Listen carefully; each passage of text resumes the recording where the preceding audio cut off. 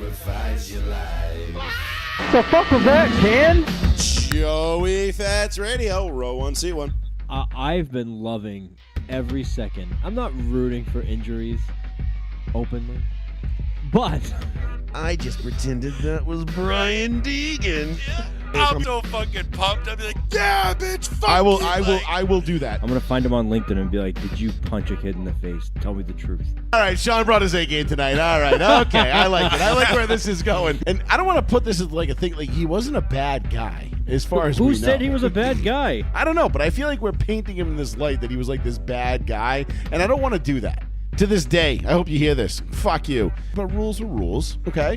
Stupid rule, but it was a rule. If you were a Crip and you were cooling in the cut, what do the Bloods do? Are they booling in the butt?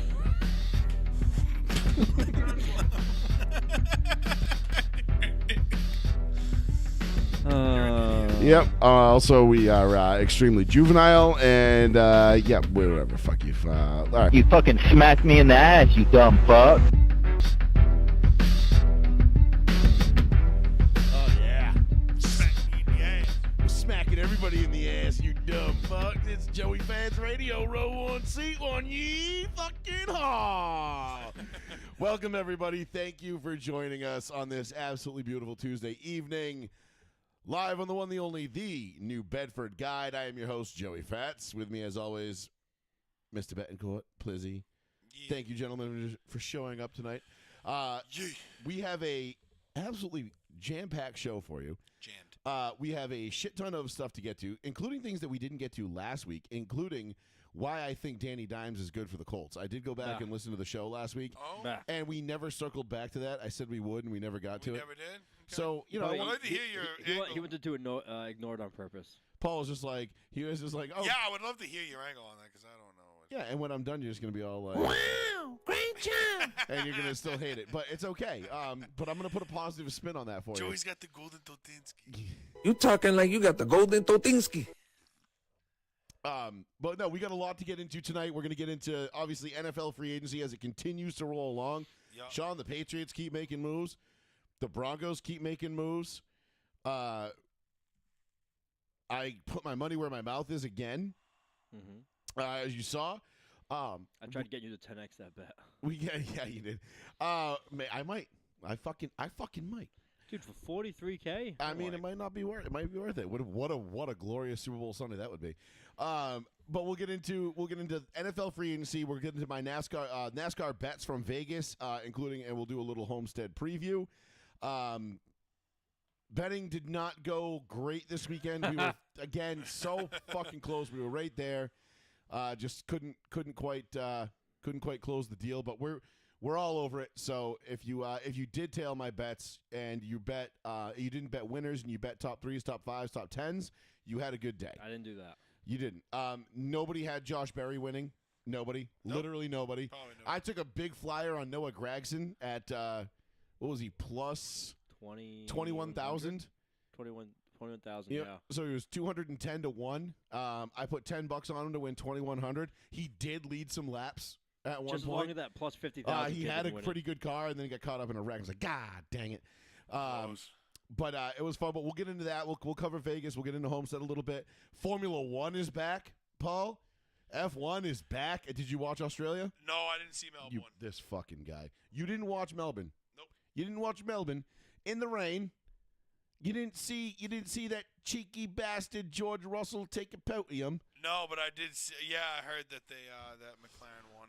That was cool. McLaren, so They switched tires. They did a bunch of cool shit. Dad Well, said it was actually one of the most exciting races he's watched in a long probably time. the best F1 race I've seen in the last 2-3 years. It was great. We'll get into that a little bit as well as the show rolls along. And, of course, whatever you want to talk about. 774-992-8702 is the phone number if you want to give us a call. The phone is on. Let me check. Yep, phone's on. Should be good to go. If you want to give us a buzz, let it ring-a-ling-ding and give us a call. We're talking all things. We'll get into we'll probably touch a little bit on the NBA. We're actually going to open with the WNBA, which this has happened, I think, one other time in this show's history. And it had to do with the same person, And half of it. And most of it has to do with listen. wow, great job. When you're talking about the WNBA, there's there's one of two people you're talking about: Caitlin Clark or Angel Reese. You're either talking about really good basketball or really annoying human beings. And Sean, I decided that I wanted to sub you out for a really annoying human being tonight. So, there you go. You're now a really annoying human being.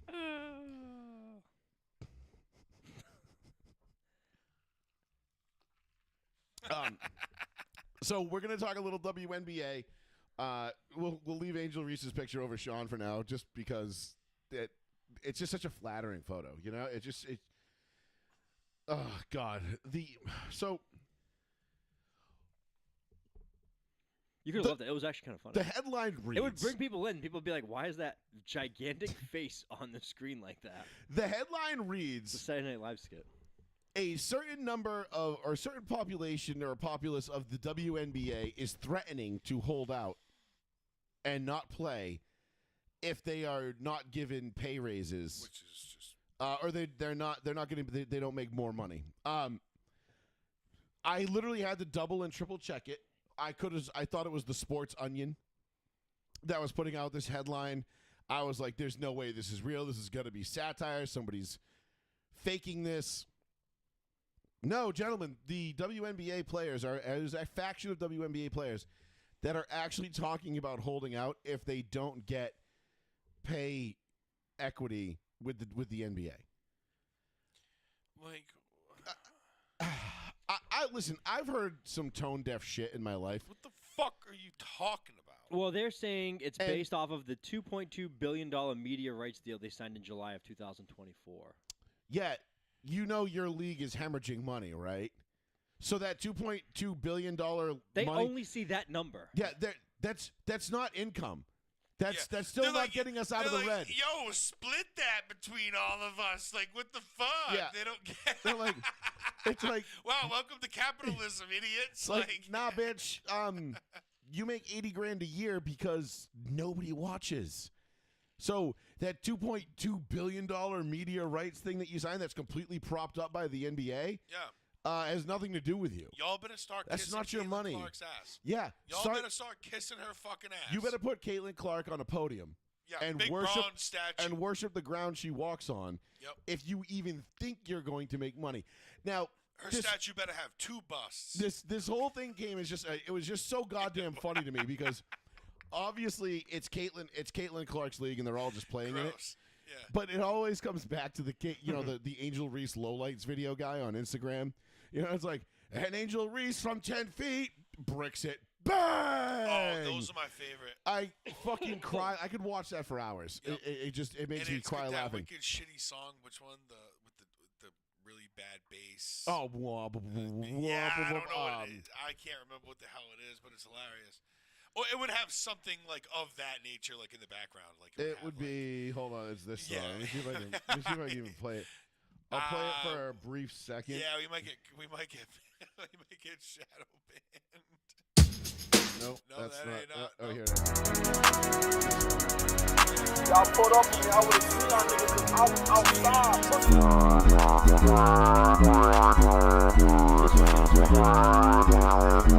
There's no way someone's I don't claiming know if that. that'll get us banned or not, but yeah, that's Angel Reese playing with that music. that's Angel Reese is the equivalent of that guy's and she's producer. got that stupid face, Yeah. smirked the whole time she's dribbling, which I can't also get out of my head because it's just so terrible. God, it's so bad. It's just like, what is that, dude? It's just we're just gonna cover Sean with it every time. Like, man. is it You fun? should. It's actually really funny. I'm trying to see exactly. So did you know? So this past season or last season, they made $200,000 in revenue. $200 million in revenue was how much the games made.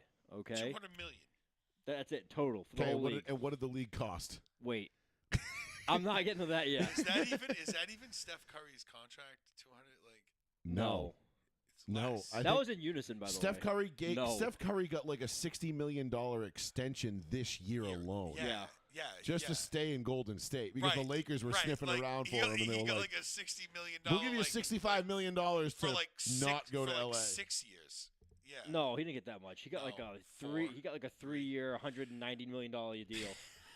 So Steph Curry's like, see you later deal on the end of his career is what the entire WNBA grows. So no, like But by I'm 10 sure, million, by 10 million. I'm But sure last Paul year- George. I'm sure Paul George is making more to sit on his ass and do nothing. But the year before Caitlin Clark entered the league, they made $102 million. She basically by herself increased Doubled the it. league Yeah. by $98 million. Wow, that's insane. The popularity. That's insane. So as soon as that happened, they hate this woman. By the way, they hate her right. guts. They're They're like, we hope the plane crashes and that like you die in it. Yeah. But anyway, they It's like we we're want gonna all strike. the good things that come with you, but we don't want you. They will gladly cut their nose Now off. I want to get the despite their face. exact cost. 100%. They are so stupid. And that's why they Like I get said, laughed at, bro. they've why, got to be one of the most tone-deaf group of athletes I've ever seen. It's why they Like, get laughed at, bro. At least, like, all right, at least the women's soccer team, even though they didn't make as much, like, at least they won. You know what I'm saying? Like, so the women's national team, when they went and they, Megan Rapinoe was like, we got pay parity, which, I mean, they don't deserve because nobody fucking watches the women's soccer, which is the whole basis of this argument, right? If our show does 100,000 views, people are going to want to advertise with us. If our show does 11 views, nobody's going to want to advertise with us. It Jesus. kind of the same thing. So, it's just how this shit works. Yeah, it's called Despite- economics. Despite a five-fold increase in 2024 for the NBA, they are going to lose a projected $50 million still. Yeah. Even A though they've five-fold doubled their revenue. No, five-fold. They said there's a five-fold increase for the league. Five-fold. I'm thinking the 102 to 200 in revenue. And they are still going to lose generational wealth for a family of 10. 20 even. 20. maybe. Philip Rivers Yes. size families. $2 million a sibling. Yeah. Okay, that's life-changing money. I don't care. And Yeah. that's what they're going to lose. That is I loved it. Says You it like said the analogy it says there? Angel Reese rookie contract. What that was my jacket. Oh, that's nice. It's old as shit. It says Angel Reese's 4-year contract is 4 years, $310,000. I was like, I make more than that. Yeah. 4 years, 310. I mean, honestly, based on salary alone, I made more than Caitlin Clark last year. A lot No, of not people Caitlin did. Clark. I said Angel Reese. Angel Reese. Well, 6-1. Yeah. Angel Reese gets paid an absurd amount of money, probably similar to Caitlin Clark, because if she doesn't, she'd throw a fucking conniption fit. Yeah, but they all make more money off of their. But this is the joke, because you got people out there like Cam Newton saying that like the WNBA is going to take over baseball in the next like 10 years, and I'm like, No. I'm like, listen, Command and Conquer, General Man, like, no, that ain't it, Chief. What is it? Open checkbook. What are you actually showing Oh, me right shit, now? wait, that is totally not. So I can look up what we all made. Yeah. Oh yeah. Yeah, Well, I was- dude, state employees, Yeah, dude. same place. I was just fucking around. I was like, Oh, what's I still couldn't see what you were pointing at. It said University of Massachusetts I Dartmouth. thought he was pointing to something interesting. No, not at all. That's what I'm here for. Leave it to Paul. Yep. So He's like, I What just thought it was super fucking funny Yeah. because Caitlin Oh, Clark that's good number. is obviously the straw that stirs the drink in the WNBA, and they leave her off the top 5 WNBA players list on ESPN because she didn't win a national title, and everybody's like, she's in the pros. Why do we care what she did in college at this point? Like, For real. that'd be like saying like, I don't know, Kobe, can't put him in the top 5, man. Never won a national title. Yeah, Melo, he's clearly better than LeBron. He played 4 years of college. I mean, these things are tough. there are people out there that do say this kind of shit.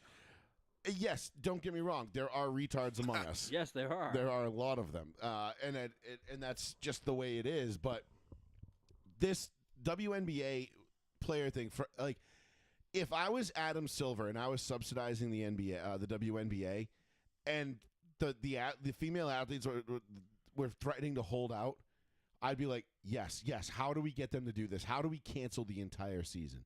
We will save so much money. Like, just let it die. It's obviously it's not a product anybody wants to watch, because if they did, they would. Dude, Ice Cube had the idea, the big 3. He's like, I just want to draft Caitlin Clark to my big 3 league. Yeah, and he would pay her $5 million to do it. Like, and He would have crushed it. that's more than 5 times what she's making right now. And she still would have been able to get the incentive deals. Yeah. So I just don't understand where like these people get off, these women get off like thinking that like they have to have the audacity and the lack of self-awareness to threaten to hold out in a league that nobody watches. Like do they think they're entitled to this? Like I mean, yeah. like we have to have a WNBA because we really don't. Like no one would miss it. Would you miss it if the WNBA disappeared tomorrow? Would you be like, oh, that's a bummer? Now I would feel bad for some of the girls that play in it because it's basketball and whatever, but ultimately something else would step in to take its place. I don't. And I can't imagine it would be worth that much less money. I don't watch now. I wouldn't. I have never notice- watched a WNBA game in my life. Even with Caitlin Clark, No. it's barely been on my radar. I've watched college women's basketball accidentally most of the time. I've never watched the game. You know what I mean? I watched a couple Caitlin Clark games when she was in the tournament last year. Didn't see a single one. Well, the only reason I watched it was because we went to the Black Whale for lunch and it was on. Oh yeah, maybe like something like that. And I watched it and I was watching her and she was very impressive. Her teammates did not do her any solids either. Yeah, but she had like one cool teammate, little like scrappy blonde chick, I think, or whatever. Careful.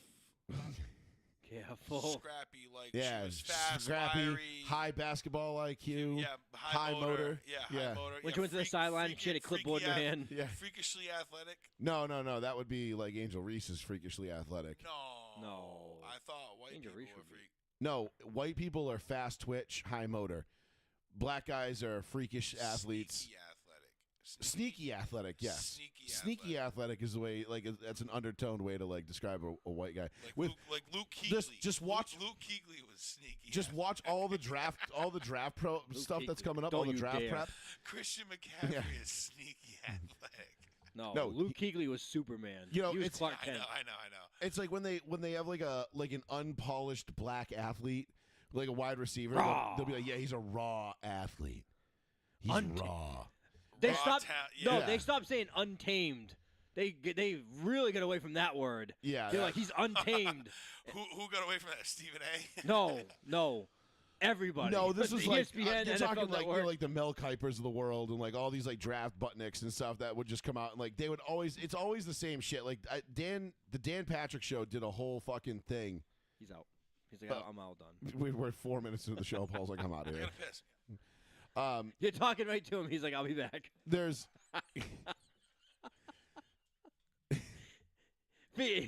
Just tell me what you were telling him. there was a whole the Dan Patrick Show did a whole like draft like bingo thing. Yeah, It was like the group. I remember that. And like, but like whenever they describe like a white guy to be like, high football IQ, high motor, Yeah. lax athleticism, depending on like the position and where they played, like every white defensive end was high motor. Yeah, Every white wide receiver had a high football IQ. every single one. He was quick, not fast. Quick twitch. Yeah. And then the black guys were all raw athleticism, freakish athleticism, top end speed, built, like all these big, like, like whatever ways they, and it was so spot on the way that they laid it out for these guys to be described. I'll see if I can pull it up and post it because it's wicked funny. No, a lot of those things do it. They're fucking dead on and they're great. And they're Because- all along like white black like line. Like it's like a white player, black player. Like they all like they never describe like a black wide receiver as having like a high football IQ. It's always great route runner, attacks the ball at the highest point, great hands, elite top end speed, all this shit. And then it's like you get like Cooper Kupp and he's like fast twitch, high football IQ. Family was poor. It's like their descriptive words are like of the position itself, like, And- as it's supposed to be. Yeah. and But they're always along like black or white lines. Right, like could you imagine if you had like a Mike Allstott today? Like what those Peyton Hillis? Yeah, like what those Well, descriptive words no, would be. no, I can't even. Honest to God, I don't think they could even describe a man built like that playing running back. Well, I mean, we got Scatterboo coming out, right? Yeah, Like, Bo Scadaboo. I so- love that kid. I hope he does well. I really do. He's a dog. He is. He's fucking raw. He's gonna be good Out for of somebody. where? Arizona. Arizona. Sun Devils. He's not gonna. He's getting drafted this year. Fucking right he is. Are you shitting me? He's probably gonna be like the fucking fifth or melt the sixth draft's running face back off the board. I think. He's probably the best goddamn. He's probably one of the best running back talents I think they have in this draft coming up. As far as I know, he's gonna go like top 5. I think. He could. No, he's not going top 5. Top 5 running backs, maybe. Yeah. Oh. Yeah, running back, Yeah, 'cause not you got- overall. I don't know. Yeah, I'm not gonna go. Genty's put that going claim. 1. But anyway, my point is. I don't know. Yeah. Don't quote me on that. But Shit. Back to the WNBA thing, because I just wanted to make I don't want to give the WNBA too much airtime because it really doesn't deserve it. No. Like We don't want to dumb our algorithm. yeah, it's a bunch of spoiled brats playing a game that they think they're entitled They to. got the league that like they a think half they're a entitled microphone to. in front of them, and they're like, "Let me yell something into it," and it's like, Yeah, and they're like, "Oh my god, did you see that? I was like stalked and harassed." It's like, sexualized, bitch, you literally took pictures of your punani and then posted them on sexualized, Instagram. and then you put that picture of her with the smile, and it's like, I know what is going on with Angel Reese's upper lip, bro. Like seriously, lay off the Botox, bitch. it's crazy. That lip creep is getting bad, Yeah, real bad. Like it ain't she it ain't looks it, like Chief. those JD Vance memes. Oh my god, the JD Vance memes are fucking with hilarious, the I'm bro. sorry, I love JD Vance. But the I love chipmunk face, bro, when he's dude. fat, like the little boy, like the little Gunter boy, like So I fucking funny, piss dude. myself every So goddamn funny. And you know who's making with them? the bright blue You know, eyes. the best thing is the people who are making those are all right wing people. It's Yeah, all probably. it's all like people who voted for Vance and Trump. They're like, And the leftists because- are like, yeah, because you know the left can't meme. They can't come up with right. anything They that would funny. never come up with anything that funny. That's true. But no, I just wanted to touch on the WNBA real quick because it's always funny to me to call attention to people that are completely tone deaf and just detached from reality. And the WNBA just continues every single time you think like there's no way they can be this dumb. Angel Reese or DeJounte Carrington or whatever it is like opens their mouth and you're like, oh, I stand corrected. It's possible. It is possible. It is absolutely Yeah, it possible. could- yeah. And on top of it, there's always a coach or former player or current player or veteran retired Hall of Fame player that has to give their 2 cents on a topic that nobody asked them about. But they'll be at some charity event and they'll be like, let me tell you about this bitch. Mm-hmm. And they'll be like, why did you have to make this comment at a charity event or at an event Let me not tell you about anything? Let me tell you about this bitch. And it's always like some like backhanded like supposed to be a compliment, but it's not a compliment. And they always talk shit about Caitlin Clark. And I find that more often than not. And then they're like, well, you know, she's a great asset to the WNBA. But what about everybody else? Like there was people that came before her, the people who come after her. What about all of them? It's like no one even asked you about Caitlin Clark. Like why are you bringing this stuff up? And then Angel Reese is like Angel Reese in her statement about why they should strike is like. How come we're not more popular? We'll go on strike. Not everything has to be about Caitlin Clark. It's like, why is Caitlin Clark's name being brought up? Caitlin Clark didn't bring up anything about the strike. It's like it just continuously gets brought up every single goddamn time. Right, she has nothing to do with anything else. Doesn't want any part of it and just gets dragged into it because of who she is. Yeah, it's just Angel Reese being Angel Reese. I think Angel Reese just does it to get attention.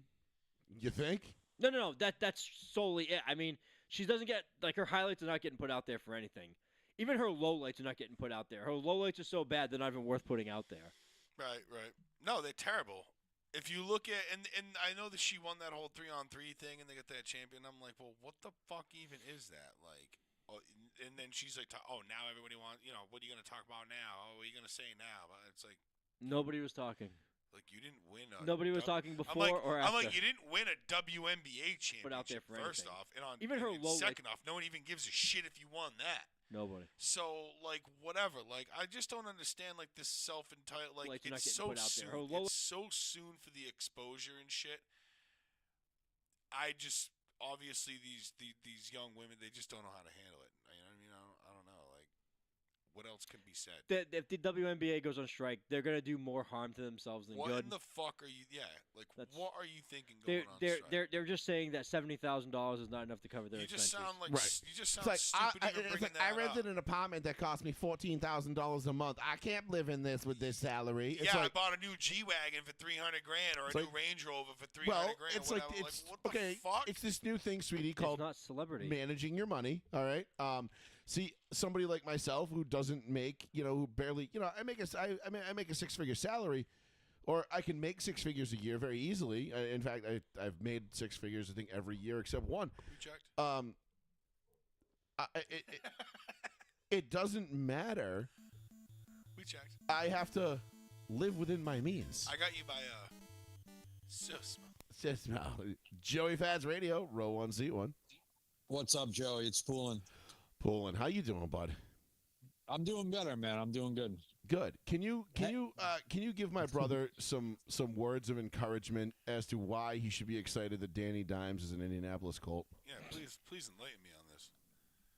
Oh yeah, I didn't. Is that what you guys? Were you guys just talking about that? No. No, we weren't. But No, not Joey at all. just threw it No, out there. I just want you to talk my brother off the ledge a little bit, I'm not, or like- not, or push him. I don't know. No, it's a horrible move. or give him the nudge. Whatever. I mean, yeah. I don't think I can talk any good into that. I'd probably be pushing him off the ledge, dude. Yeah, That's all right. I wasn't really too high on it. It's kind of it's hilarious. It is literally the battle of the suckfest. It's the two lowest quarterback completion percentages in the league battling for a job. Let me say this, because I haven't followed that story too much, but I know they signed him. Are they signing him to Start. Are they signing him to be the starter or Yeah, To compete. Yeah, Dimes. Well, no, Dimes, not with that money. I think Dimes is taken in, and Anthony Richardson has to fight his way back over Danny Dimes. Well, that's it's right, like, yeah. yo, dude, we're gonna hire That's the called the shittiest- competition. Yep, Yeah. we're gonna hire the shittiest guy in the league. You need to beat him out. If in you order can't to beat start- him out, yeah, you're fucked. Right. Although I think Danny Dimes is gonna fucking kill it for you guys. But anyway, No, I know that's probably not why Poolin Well, called. I just well- wanted to throw that out there because he's the resident Giants fan around here. So Well, no. Here's the thing. I'll give him this though. Playing indoors might be a little better for him. Like, I don't think so. this is what I think about. This is what I think about him, dude. I think he's a good athlete. I think he can run pretty decent, but like, I mean, we call him Vanilla Vic for a reason. yeah, right. He can run, but like, isn't that what they already have with Richardson? Like, they still don't have a guy that can throw. So like, Danny Dimes at this point of his career is a much better passer than Anthony Richardson, though. Yeah, Yeah, because we yeah, don't need yeah, anybody for that sure, can run. We for just sure. hand that Let's shit be off honest. to JT usually. You know what I mean? You hand it off to Jonathan Taylor, let him run the ball. Anthony Richardson, I don't really know where they were going with him when they drafted him, other than they just didn't want Will Levis, which I don't agree. I don't not disagree. I don't think. Yeah. I don't think there's any direction. And Like, it's I'm either not of those mad things, that we no don't takeaway. have Will Levis right now. I think You know we what I'm should saying? be. Well, nobody's ever mad they don't have Will Levis. Yeah, even I his, know, even his girlfriend's not mad she doesn't have him yeah, anymore. Yeah, I would say even his girl isn't even mad that Even G is she not mad doesn't about it. have It's a no little shit. premature. So I like Anthony Richardson, but I just wish he wasn't made of glass, bro. you yeah, know? he's always hurt, dude. He's I know. always fucking hurt, man. When he- when and he- then when he he took- tapped himself out in Yeah, that game. I was yeah. about to say when he tapped out on that fourth quarter. He Yeah, was that's prone to injury. We all knew he was prone to injury before that. no. But when he comes off and he's like, and they're like, "What do you mean? Well, you can't go? You hurt?" He's like, "No, I'm tired." It's like, nah, dog. You're the quarterback. You don't get to be tired. Get the fuck out there. Yeah. Bad. That's that, bad. That That's- was a bad. He look. lost, yeah. and he lost the locker room. That's why I think they had to grab him. a Honestly, little you know bit. what's funny is I think they played harder. They played harder for Gardner Minshew. And Flacco. Flacco, yeah. Well, speaking of that, so now they're saying Flacco may be coming to the Giants, dude. So talk me off the ledge, dude. I mean, Why, actually, dude? he Why? did get I'm the Cleveland sorry. Browns to the playoffs. You never know. That's not an easy thing to do. Yeah, I He know. can still pull but some shit out of his ass. Granted, he threw 72 interceptions in that one game against the Texans once they got there, but Do you it was know- a fun ride. I think the It was like Giants. 4 in a row. I think the Giants would Something be like that. good if Schoen wasn't the GM. I agree. Yep. Yeah, the Giants would be good if Schoen wasn't the GM. They had a quarterback. They didn't trade Saquon. Well, I know. They hung on to all the guys that were good that they let walk, and they drafted well. Remember they said If they just Saquon do all was those things, they'll be great. Mind you, I don't know if you guys saw this. They gave you guys know who Darius Slayton is? Yeah, of course. Yeah, of course. Big play Slay. Yeah, right. Yeah, they gave him like, I don't know, 3 years. Whatever the contract was, it was like basically what they could have given Barkley. No, it was Javon Holland. Right. Okay. Right. It wasn't Slay. They gave it to Javon Holland, who was an overrated safety from Miami. And it was the same exact money that Saquon Barkley asked for, and they were like, nah. So you give it to the safety from Miami. Yeah, Just but a comedy of errors. they gave Slayton a bunch of money, too, and I don't hate the guy, but I looked at his stats, dude. He's never caught more than 50 balls in a season. No, dude. I think I was terrified the Patriots were the Darius Slayton, and I was like, I don't want him or his ugly girlfriend either on this fucking team. Because then Josh McDaniels just be obsessed with this fucking dude for the rest of his life. Why you gotta bring his girl in, man? Because she's fucking awkward. Why she gotta catch strays, man? Like what? My problem. It's awkward. Let me just say this. Why are you going all Ted Johnson on us? Yeah, the problem with Danny Dimes is that he always looks like a deer in headlights, dude. Like Yep. I don't know, man. Like he I don't think he balled out like that one season, and that was it. He was like, pay me. He got bad money. That's the thing that he didn't really ball out. This whole thing with that, like.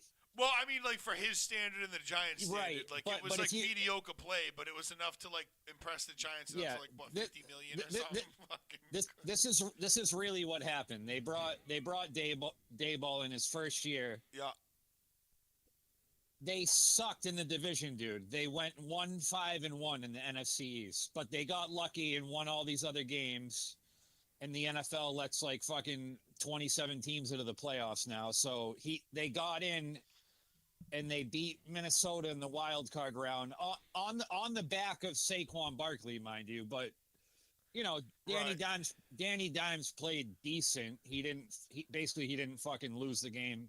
He did play pretty good that game. But after that, they're like, oh, we're gonna pay this guy fucking all the money we have and just get rid of Saquon Barkley and oops. And yeah. So, sorry, I didn't mean to hijack your phone call with Danny Dimes talk. Well, it's leading me into where I was going because it was going to be two things. One, talk about who the Giants quarterback is going to be. Hopefully not Aaron Rodgers. No, they already pulled out. They pulled out. Yeah, he's out. All right, cool. Is he going to the Steelers? Yeah. That seems like it's the most logical choice for him. Apparently, it's almost a done deal. Even though he was the Vikings. I've been hearing that for a week now, and then the Vikings were a part of it, and then the Vikings popped up. Which I would rather see him go to the Vikings at this point because it would complete the cycle of Favre. He wants to go to the Vikings. Yeah. I sent that to Duffy, by the way. Oh, trust me, I know. Me too. I've been trolling Duffy about that all week. He wants to go to the Vikings, but they don't want him. Strawberry soda water in the cans down below. Hey, Joey, unpopular opinion, though. I was on the train of, like, I'd rather see the Giants get Russell Wilson, dude. Oh. I mean, I don't know why. Considering you're not going to have to pay him anything because Denver's still paying him this year, yeah, that doesn't hurt.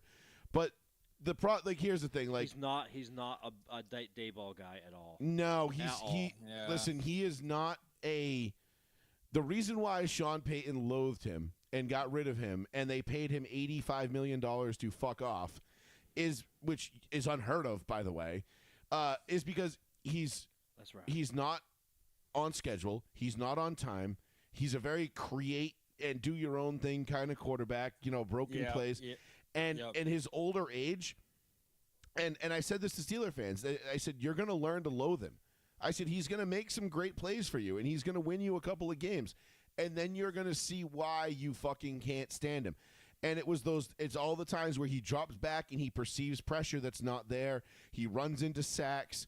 The Broncos offensive line in 2023 was considered the worst in the NFL based on the amount of times Russell Wilson got sacked. With Bo Nix under center, we were the best offensive line in the NFL. Yeah, that was fucking weird, huh? Like, okay, only one thing changed: the quarterback. That was the only thing that changed. All 5 starters returned from year to year. I kind of fall sucker to these like Russell Wilson Instagram training videos when he's like in Hawaii throwing lasers against air, and I'm like, he looks kind of. He looks kind of good there. Listen, but would he go to the Giants and win them 5-6 games? Probably. Yeah, I think he's worth Sure. that. Yeah. But I mean, That's it. but is he? Are you competing for the NFC East? No.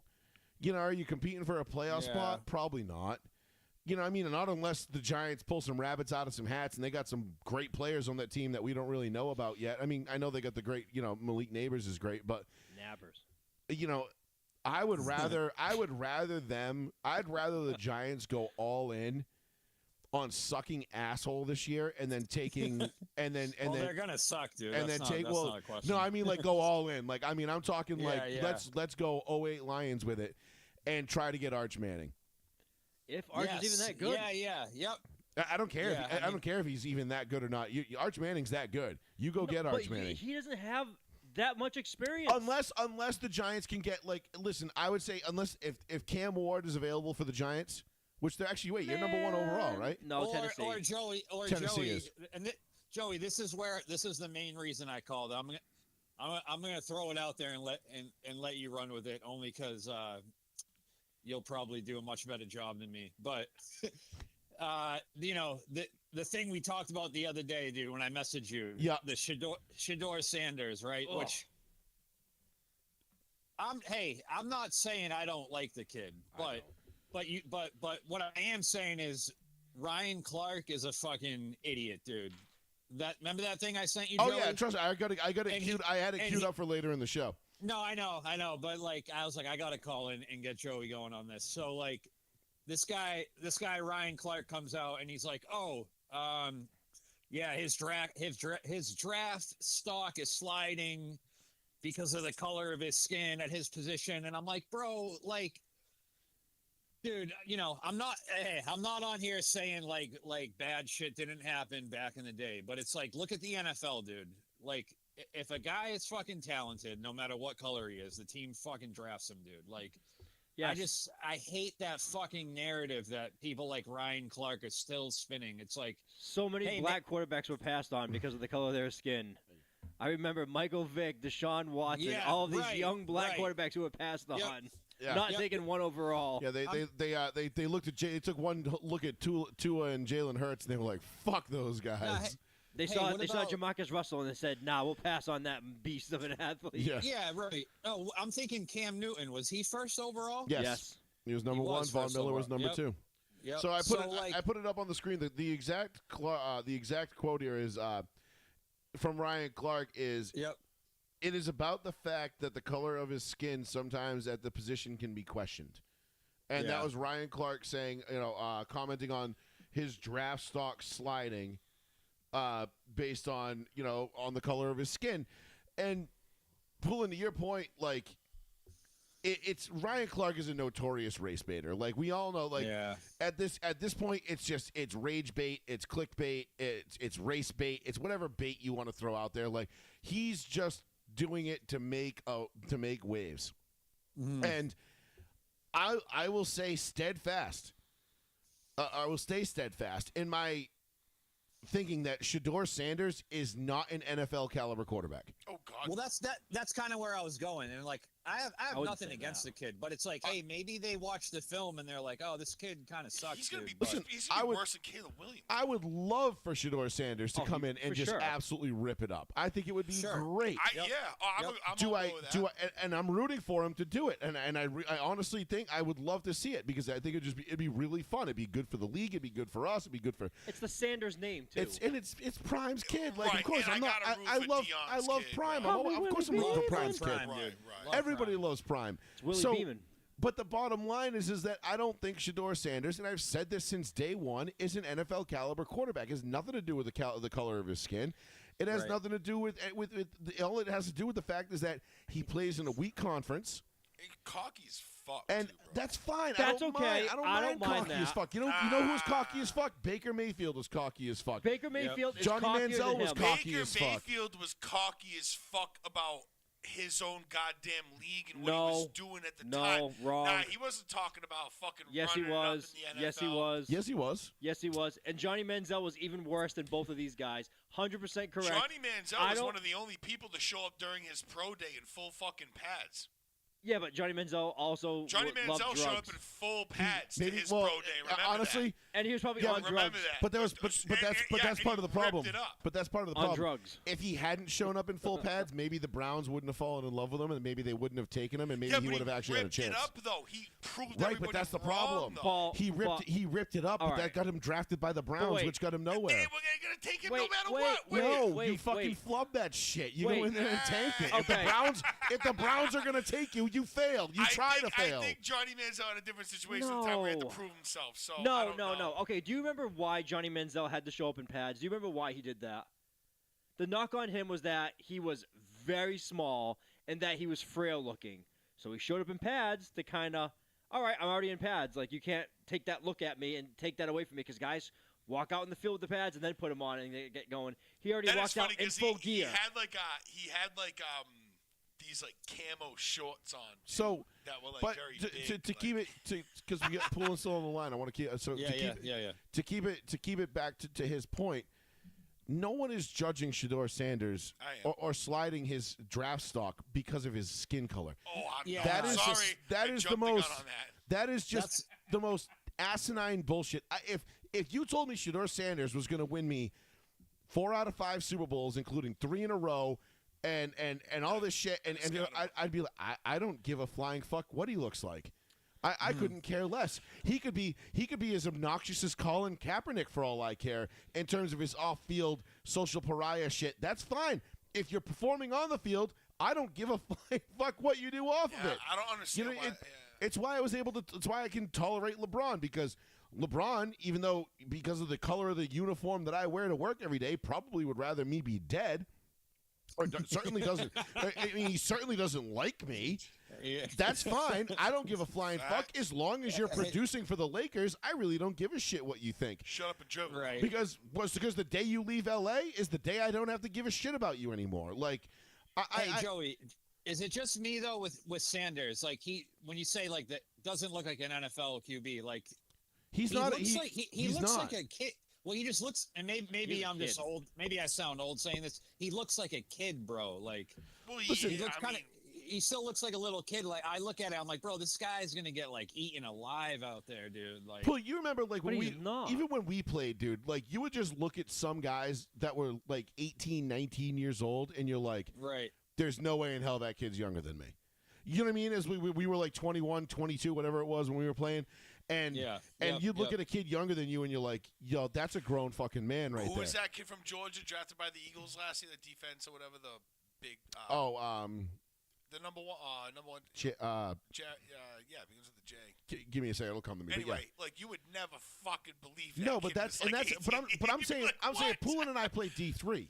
Yeah, right. And there was right. guys like that. You know what I mean? So forget about D1 level. You're right though. I just don't see it in Sanders. I don't see it in his game. I don't see the way he reads the field, the way he plays. I hope I'm wrong. And he somehow manages to become a stud in the NFL. But I've been right on these things way too many times to question myself. Well, while we're at it though, Jalen because then Carter. I read about Travis Hunter, like the Patriots might draft him. Now that man can play football. Do we like him? Do we think he's going to be good in the NFL, dude? He's got to pick one or the other, and Yes. if he doesn't, no. If he does, yes. I'm worried about the Patriots taking Travis Hunter. I'm going to be honest. He's not my top pick. Yeah, because all right, again, to me, I think the kid's super talented, but He's a freakish athlete. Yeah. he does look kind of small. He's So I'm frail. like, so when they have him saying, "Oh, he's going to play corner," like, all right. Picture him covering AJ Brown or something like what? He No better not. fucking way, dude. Like, I don't know. I think I would take Travis Hunter and use him on offense, dude. I would Try to use him get at the wideout ball. for me Yeah. personally. Yeah, me But- too. Yep. But if Poole, if you don't mind, if I had to, I'm going to disagree with Joey for the Shedeur part. I think if Showen tells fucking what's his name the Dayball there, hey, Dayball. yeah, we're taking the Sanders kid. This is who you're going to go with. I think he can be a quarterback in the league. Honestly, yes, I think he can be. Can he be Okay. a longevity starter? Yes, but I think he's more Tyrod Taylor than he is. Yeah. I think he could be like a journeyman like quarterback that can last throughout the years. I think he can plug and play, and he'll do well some games. You'll be like, He's more how- Tyrod than he is Cam Newton. Yes, I think that's a great one. see, Yeah, And Yeah, I think you agree can with plug and that. play, and he'll always be like Fitz Magic. He'll win you like 6-7 games in a row, and you're like, this kid's a freaking stud. And then he'll lose 7 games in a row, and you're like, oh, there he is. You know what I mean? Yeah. He's Yep. that I definitely- consistency. Right. So he's 6'2". He weighs in beginning of the year 220. He drops about 15 pounds during the year, so he plays about 200 pounds. So that's what you're seeing, that he looks frail. He looks like a kid because he's 6'2", though. He's tall. He's about our height, taller than us a little bit by an inch, but he's 200 pounds. That's thin. 6'2", Yeah. 200. It's tiny. Yeah, he's Yeah, that's a great comparison. And like low key, Tyrod was kind of nice. It was like he always had these weird stats where he never I'm 5'8", threw picks and 260. shit. But like, No, I'm kidding. I liked Tyrod. I thought Tyrod me was a too. decent player. Tyrod It could just- bomb. I'll tell you just- this, bro. he When ended he up was on on the he- Giants, he was on the. he was on. Go ahead. Yeah, when he was on the Giants, dude, and they put him in because Daniel Jones was hurt, like the fucking offense like looked like it had a pulse, dude.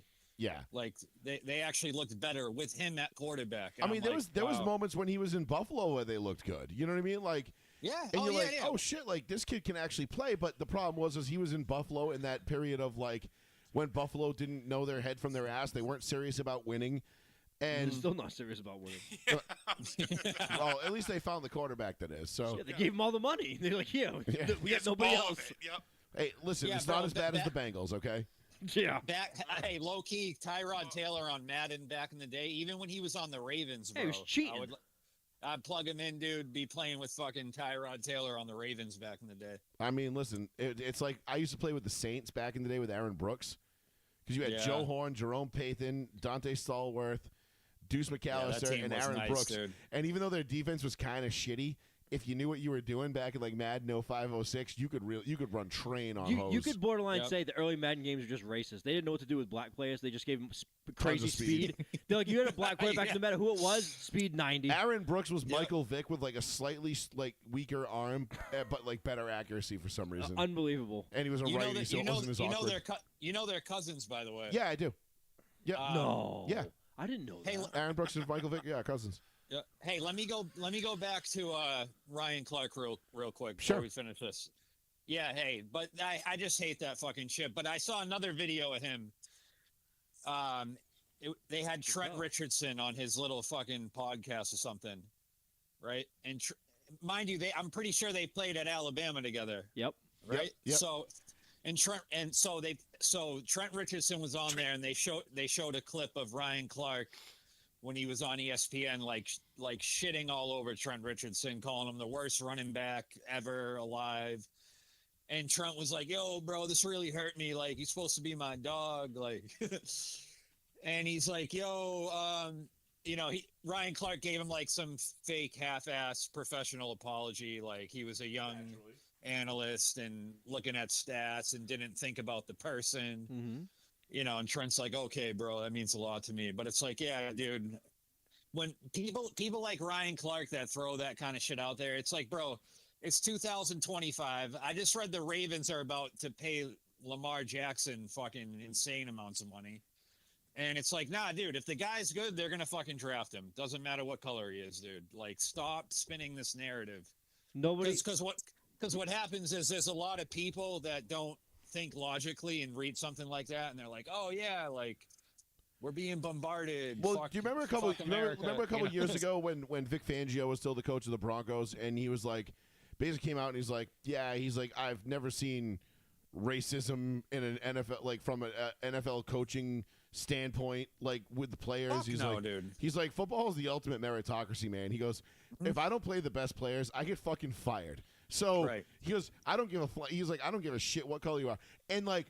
All like the fucking like Alex Reimers of the world and all the fucking white liberal fucking retards on national media and all these local stations came out and they're like, oh yeah, and they're like Vic Fangio or whatever his fucking name is, like mispronouncing Yeah. his name, like they don't know who the fuck he is, like he hasn't been in the league for 25 years, and they're like, yeah, whatever, he says racism doesn't exist in the NFL. And how droll, these rapscallion rubes think racism doesn't exist. Let me take another sip of my Chardonnay. And it's like, Yep. it's like, dude, fuck you. Like, we're so sick and tired because everybody knows, everybody who's played the game that's strapped up knows that it really doesn't fucking, this isn't the Remember the Titans, bro. This isn't wasn't the 60s. Right. Like, That's what I'm saying. We're not dude. there Yes. anymore, bro. That ship sailed, bro. That shit went out with brick phones and beepers. Like, Yep. it's gone. We don't care about your skin color. We care about winning. I don't give a fuck what my quarterback looks like if he's winning me 5 or 6 Super Bowls. I Dude, don't give a shit. Who's the Southern comedian that made this joke that said, "You don't understand the passion football has over the South." They said football, like he said, if the KKK owned the Atlanta Falcons, they were drafting Michael Vick, first overall pick in 2000. They said they don't care. They said, hey, we're still drafting you number 1 overall. And it made me laugh so hard. nasty. It said they don't care about Because it's true though, but you got to remember the Jamil Hills, the Ryan Clarks. No, the, I know. She's the worst. You dude. know even Stephen A. He's on that boat too. I'm not going to excuse him. No, not really. Stephen A's. Nah, he's a fucking race baiting piece of shit. He's a too. race baiting piece of shit, but he's very like he can be neutral if he wants to be. No, he tries to play the middle to make you think he's neutral to get you on his side. But realistically, he's 2 steps removed from Spike Lee. I don't watch. You know what I mean? Like it's just they're all doing the same shtick. What about Shannon Sharp? Yep. He's like, buy Yeah. these pills that make your dick hard. I mean, listen. So yeah, Joey. The point of the call is fuck Ryan Clark. Yes, I agree. Nobody likes that dude. And thank you because Fuck that guy. you reminded me that I had that quote pulled up and everything else, and it did get me back on the Shador Sanders thing. So I appreciate it, man. And Paul, sorry to hear about Danny Dimes. Hopefully they start it's Rickerson. been downhill since Andrew Luck retired, so, That is true. That is true. I'm used to it. We had a cool flash in the pan with Phillip Rivers there. We almost beat Buffalo, but we didn't. So Wow, I forgot about that. Dude. remember that? Yeah. Remember that? We kind of made they should've won that Pittman game. almost had it. we Yeah, watched, Michael we watched that Pittman game was, up here. No, I was at work. I was at Sousa. Oh, I watched it up here then. Yeah, I was. 'Cause my couch was, like, I right was there. at work, and Michael Pittman almost had that touchdown by about 4 inches Yeah. with that touch. Yeah, so The worst though was when they brought in Matt Ryan for a year, dude. That I thought that was going to be a great year, So, and it just was so bad. So while Pullen's been on the phone call, Josina Anderson put out that the Falcons have called the Titans about a swap of Kirk Cousins for Will Levis. Wow. Aging white guy for younger, weirder white guy.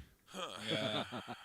It didn't say it happened. It just said they've called for how let me see it. possible. Let me see it. Let me see if I can. Let me go to Will Levis's ex-girlfriend's Instagram and see what she thinks. See where she's at. Yep. Is she in Atlanta? Is she in Atlanta? Yeah, there was rumors the Giants wanted Cousins, but Atlanta said they weren't trading him and all this shit. So Yeah. They want a young white man back. That's what they trade him. Yeah. Not an age. Yes. Fuck, No, I don't she's know. still in I don't know Nashville. what the Giants are going to do. All It right. looks like we may land on Flacco. Oh, hey. Honestly, that wouldn't be too bad for the Giants. I can picture that being okay. That's a good stopgap. I don't hate Flacco. He's just fucking mad old, but We all are. it looks a lot of these mock drafts have the Giants taking Sanders, so I don't think so. I think if anything, I think Jackson Dart is a higher possibility than Sanders. Yeah, I can't for the life of me see the Giants taking Sanders. I don't think Sanders goes. I think Sanders is going to be he's every year we have that one like guy that just free falls. Mm-hmm. I think Sanders has got to be that guy. I've heard nothing from any credible source The Raiders like Sanders. that though. said Sanders that thinks Sanders is like the next guy. No, the Raiders like Sanders. That's Yeah, the but, only team. but they're a But they're terrible 8. franchise, so that Not makes a sense. shock. And they just got Geno, and Geno would coach. Wow, that would be fucking nightmare. Fucking Geno Smith. If I was the Raiders, I'd quit if I was I'm a on Raiders Google fan. right now. It's like one of the questions: who is the Giants QB today? And it just says Tommy DeVito. Nice. Leave it as Tommy D. Cutlets. Tommy Cutlets. Yep. Tommy Cutlets, with his baby, let's go. Crazy ass manager. I love it. I would rather have Tommy Cutlets. But Poolin, thanks for the call, bud. We appreciate Yeah, it. buddy. Yep.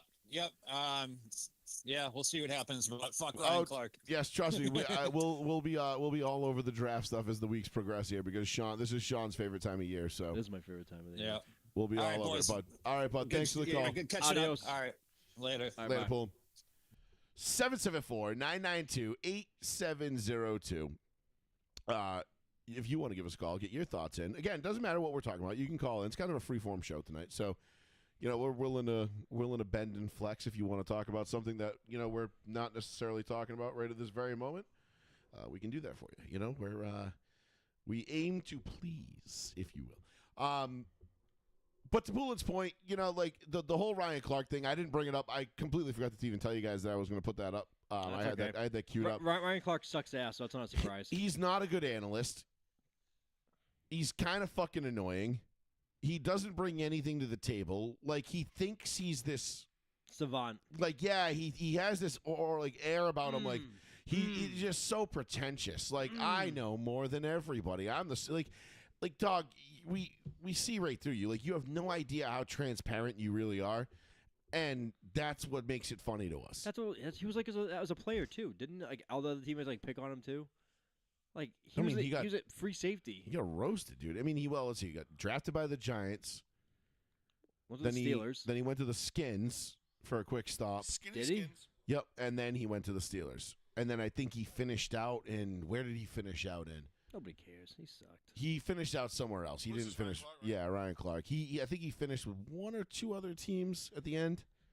But he was like such an afterthought at that point. But anyway, even when he was with Pittsburgh, he wasn't like anything like, oh, my God. No, he was not. He was just the guy that played opposite Troy Polamalu. And he did a decent job. I mean, he did have that one hit on Wes Welker that one time. Wow. That was pretty dope. That was it? Giants 02 to 03, Redskins Wow, 1 year. 04 05, Steelers 06 to 13. Yeah. Wow. And then back to the Redskins 14. Redskins. Okay, he did go back to the Skins. That's right. Yep. The Redskins. He had his major tenure with the Steelers. Yeah, Steelers. Everybody knows him as a. 06, I mean, 13. he made his mark with the Steelers in 08 when he lit Wes Welker up coming across the middle in that game in Gillette. Oh, was that game? Yeah, remember the one that set. remember we had the video, the whom the bell tolls, like did it, Yeah. dome. Oh, that was and it just kept Clark. exploding. Oh, Yeah, it was awesome. good hit. That was one of the great. That Ryan Clark on Wes Welker is one of my favorite hits of all time. Like, he fucking leveled him. Just leveled him. And that was the highlight of his entire career. And unfortunately, that was pretty much it. After that, that was the kind of the end of it. So born to push you around, better just stay down. but we're good. In terms of draft, free agency, everything else, this is a team, NFL team building first half of the show. Yeah. Listen, the Giants are in a full blown rebuild. I don't know where the fuck they go from here, but I know Shedeur Sanders ain't the answer. No, bro. No. And I don't think the Giants think Shedeur Sanders is the answer either. I really don't. Is it the owner, though? Is it the owner now forced Schoen to make that call to get the next guy? But where do you go? Like, if Tennessee's drafting number 1 overall, they're probably going to take Cam Ward. They're taking Cam Ward. That seems like the Especially consensus. if they're dumping Will Levis. Will Levis. Yeah. Unless they bring in Kirk Cousins, who they feel better about. Kirk Cousins is 35. And then, right, but if they figure, like, maybe we can get a year or two out of Kirk Cousins or a bridge year, and we can get to somebody that we really want, you know what I mean, not in this draft, because I think this draft, honestly, quarterback-wise, is the weakest I've seen in a long time. This whole draft is not great. There's like 3 or 4 elite prospects. The rest are like... Yeah, I'm not super stoked on this draft. I think your best prospects come from the non-sexy positions. Your defensive lineman, offensive lineman, and tight end. I think those are your 3 heaviest, skill, like, where like you can get the most value and the best bang for your buck. I think Carter, Hunter, and I'm still gonna put Cam in there as an elite prospect because he has fucking immense talent at quarterback. Cam Ward, I think, is what people want Shedeur Sanders to be. Yes. Cam Ward to me, he's not a day one starter. He is very unpolished. He's somewhere between Malik Willis and like Michael Penix. Like, I think he's closer to like a Michael Penix style, like still very good. Not quite ready to start, but if you give him a couple weeks or a year on the bench to learn, not injury prone. Right, and I love Cam Ward. Cam Ward, I thought, was he was me, he was in contention for the Heisman all year. Dope. Yeah, he was awesome, man. I mean, year. they fucked Miami out of the playoffs. Of course they did. And because they screw it up because they always do. They always do. because even though they try to put the best teams in, it's only the best teams that they think are going to make them the most money. I love the 1 year that. And they hate Miami. Even if Miami makes them money, they don't care. They're just like, no, fuck you. Yep. The AP fucking loathes Miami. They always have. It's always been a thing. It's Miami versus everybody. Or you could be the team that's been begging for a playoff extension all these years because you're just knocking on the door, and then you finally get it, but you're the #1 team, and then you get butt fucked in the first round. Yeah. Oops. Yeah. Oops. Yeah. Yeah, it happens. Great times. Yeah, it happens. I mean, Fuck. Granted, it doesn't help that you got to fucking play Ohio State in the first round. Fuck either. them anyway. Like, We should have bagged why the bitches, fuck? bro. But why the fuck? What positive? That's why the NCAA playoff thing is so fucking stupid to me. Bro. And I'm not going to drone on We about shouldn't this even have had to play them. because it's boring as fuck. Because it's so fucking dumb. What is the reward for being the #1 team in the country if you have to fucking play The number Ohio 8. State? Like we all know Ohio State's not the number. 1 versus 8. Oh, you got the 8 seed. Bullshit, asshole. We all know fucking Ohio State ain't no fucking 8 seed, dude. No shit. They're at 2. They're at 2. They're the solid. Arguably 1. They went into Oregon and they lost basically because the quarterback slid a half a second too late. That was that Ohio State. You guys beat Ohio State in the regular season. Remember the quarterback slid late and the I and the thought that clock was like expired? Texas or Tennessee. Yeah. And the clock expired right that at the was end, them. and it's Yep, like, yep. oh, and we were like, haha, we escaped that one. yeah, because if he had slid a half a second earlier, they were already in range. All he had to, you know what I mean? Like the field goal. dumb shit like that. But like Yeah, the which NCAA, also, the NCAA playoff, everybody thinks it's like, oh, it's going to be so great. We're going to have all these great college football games. No, you're not. You're going to have college football blowouts. Yep. Even Oregon, Ohio State was a fucking blowout. Boring. The whole college football sucked. It was terrible. There was like 2 fucking good games the entire I time. think like Penn State and what was the first one there? Penn Notre State was Dame? on. Was that it? Was it Penn State and Dame on New Year's? Was it Notre Dame? I It was on forget. New Year's. I'm It was pretty sure it was a Notre New Dame. Year's game. It might have been. Yeah, Penn State. That was a good game. That was cool. He's like, And that was man. probably about it. I can't wait to see Boise State in the playoffs. Can't wait to see what they do. What? Why? Because What do you mean? Genty's there, What? and so he they, did so, fucking nothing. so they can like- get run out of the building by 60 points? And they did. Like 52. people Well, they people didn't, don't not that, but- understand the differences between good college programs and mediocre college programs. That it's not like the NFL where it's any given Sunday or Saturday. No. That gap is much wider. Yeah. It is much wider. People don't realize that with college, but they don't care. They just want games to bet on so they can throw something so they can satisfy their vice. But and it was. I mean, call it a day. it's just Degenerate isn't fucks. it crazy to see how bad it is now because it's in the wide open? Like we all knew it was bad before behind closed doors, but the betting and all the shit is just it's so fucking terrible now, dude. It's ruined sports, really. Yeah. Legal betting's ruined sports. I mean, Well, and they the bet problem on is everything. the dude. problem They is bet on there's no putting the toothpaste back in the everything. tube. So, it is. We got to live with it now. Sure, I did cuss out Joey Yeah. for not giving me a winner this past weekend. Yeah, I did. Look, what the fuck? I almost did. Almost. I mean, we had guys running up front, bro. You know what I mean? Listen, I'm not going to win every week. I'll win about 30% of the time. Okay. So, I need one of those 21,000 plus winners. listen, man, if I can wrestle one of those, I'll be good for 2 years. Miguel Johnson. If Noah Gragson, if I had bet Josh Berry instead of Noah Gragson, I'd be good for the rest of the year. I wouldn't have to touch anything. But I'm trying to convince digress. Joey to 10 times his bet for the Broncos. I'm like, you got this. Listen, man. 1K. So speaking of free agency and shit like that, so basically we all know last week we talked on the show the Broncos got Tua. Tuilanoa Hufanga. Oh, okay. Okay, the safety from San Francisco, Drake Looks like Greenlaw, and then on Thursday or was it Friday they completed my trifecta of want and they landed Evan Ingram yeah. as a tight end. So we got all 3 guys that I wanted. I said, if we can get one of these 2 guys, I'll be in Hufanga, Greenlaw, and Ingram. I said, if we can get one, I'll be happy. If we get 2, I'll be ecstatic. If we could get all 3, this is a home fucking run, free agency period, and we are all in. People laugh at me when I put $100 on the Broncos to win the Super Bowl, but at plus 4,700, after they signed those guys, they were plus 4,500 before free agency. Then after free agency, they were plus 4,700, which to me says Wasn't enough. Vegas is trying to get the money off of the Broncos. They want, or people put money on the Broncos. They're trying to get the money to move. So I think it's a bet. To me, it's a no-brainer, dude. Like, $100 for the Broncos to win the Super Bowl. Listen, people don't understand.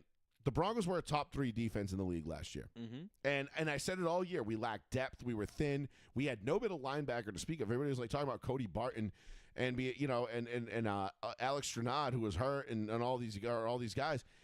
Now we're getting Dre Greenlaw, who we essentially got, and I texted you guys the contract details. Smart move, 1-year deal. Basically, it's a 1 year, $11 million deal. It's a 1-year prove-it deal. Yeah. Prove you're still healthy. Prove your shit, bitch. And if he's not, they can cut him next year, and it only costs him $2 million, and it's gone. So bad. all in all, it's a 1 year. Call it $13 million. And the only reason, and if they cut him after next year, they only got to pay him $2 million if he's injured. Who cares? If he's not injured, they don't owe him anything. Even better. So they can just cut him. If he's just like, nah, this isn't going to work out. Sean Payton loves his middle linebackers. He's always had Jonathan Vilma in New Orleans. You know what I mean? He's been a big middle linebacker guy. Likes to have that captain of the defense and knows what he's doing. We needed that. You know, we did, and so we got it. Then we get the next best safe. We get the best safety on the market in Hufanga, who everybody knows is basically Troy Polamalu light. Yep. And you're putting him in the secondary with the defensive player of the year, and Riley Moss, who's without a doubt the best number 2 corner in the league.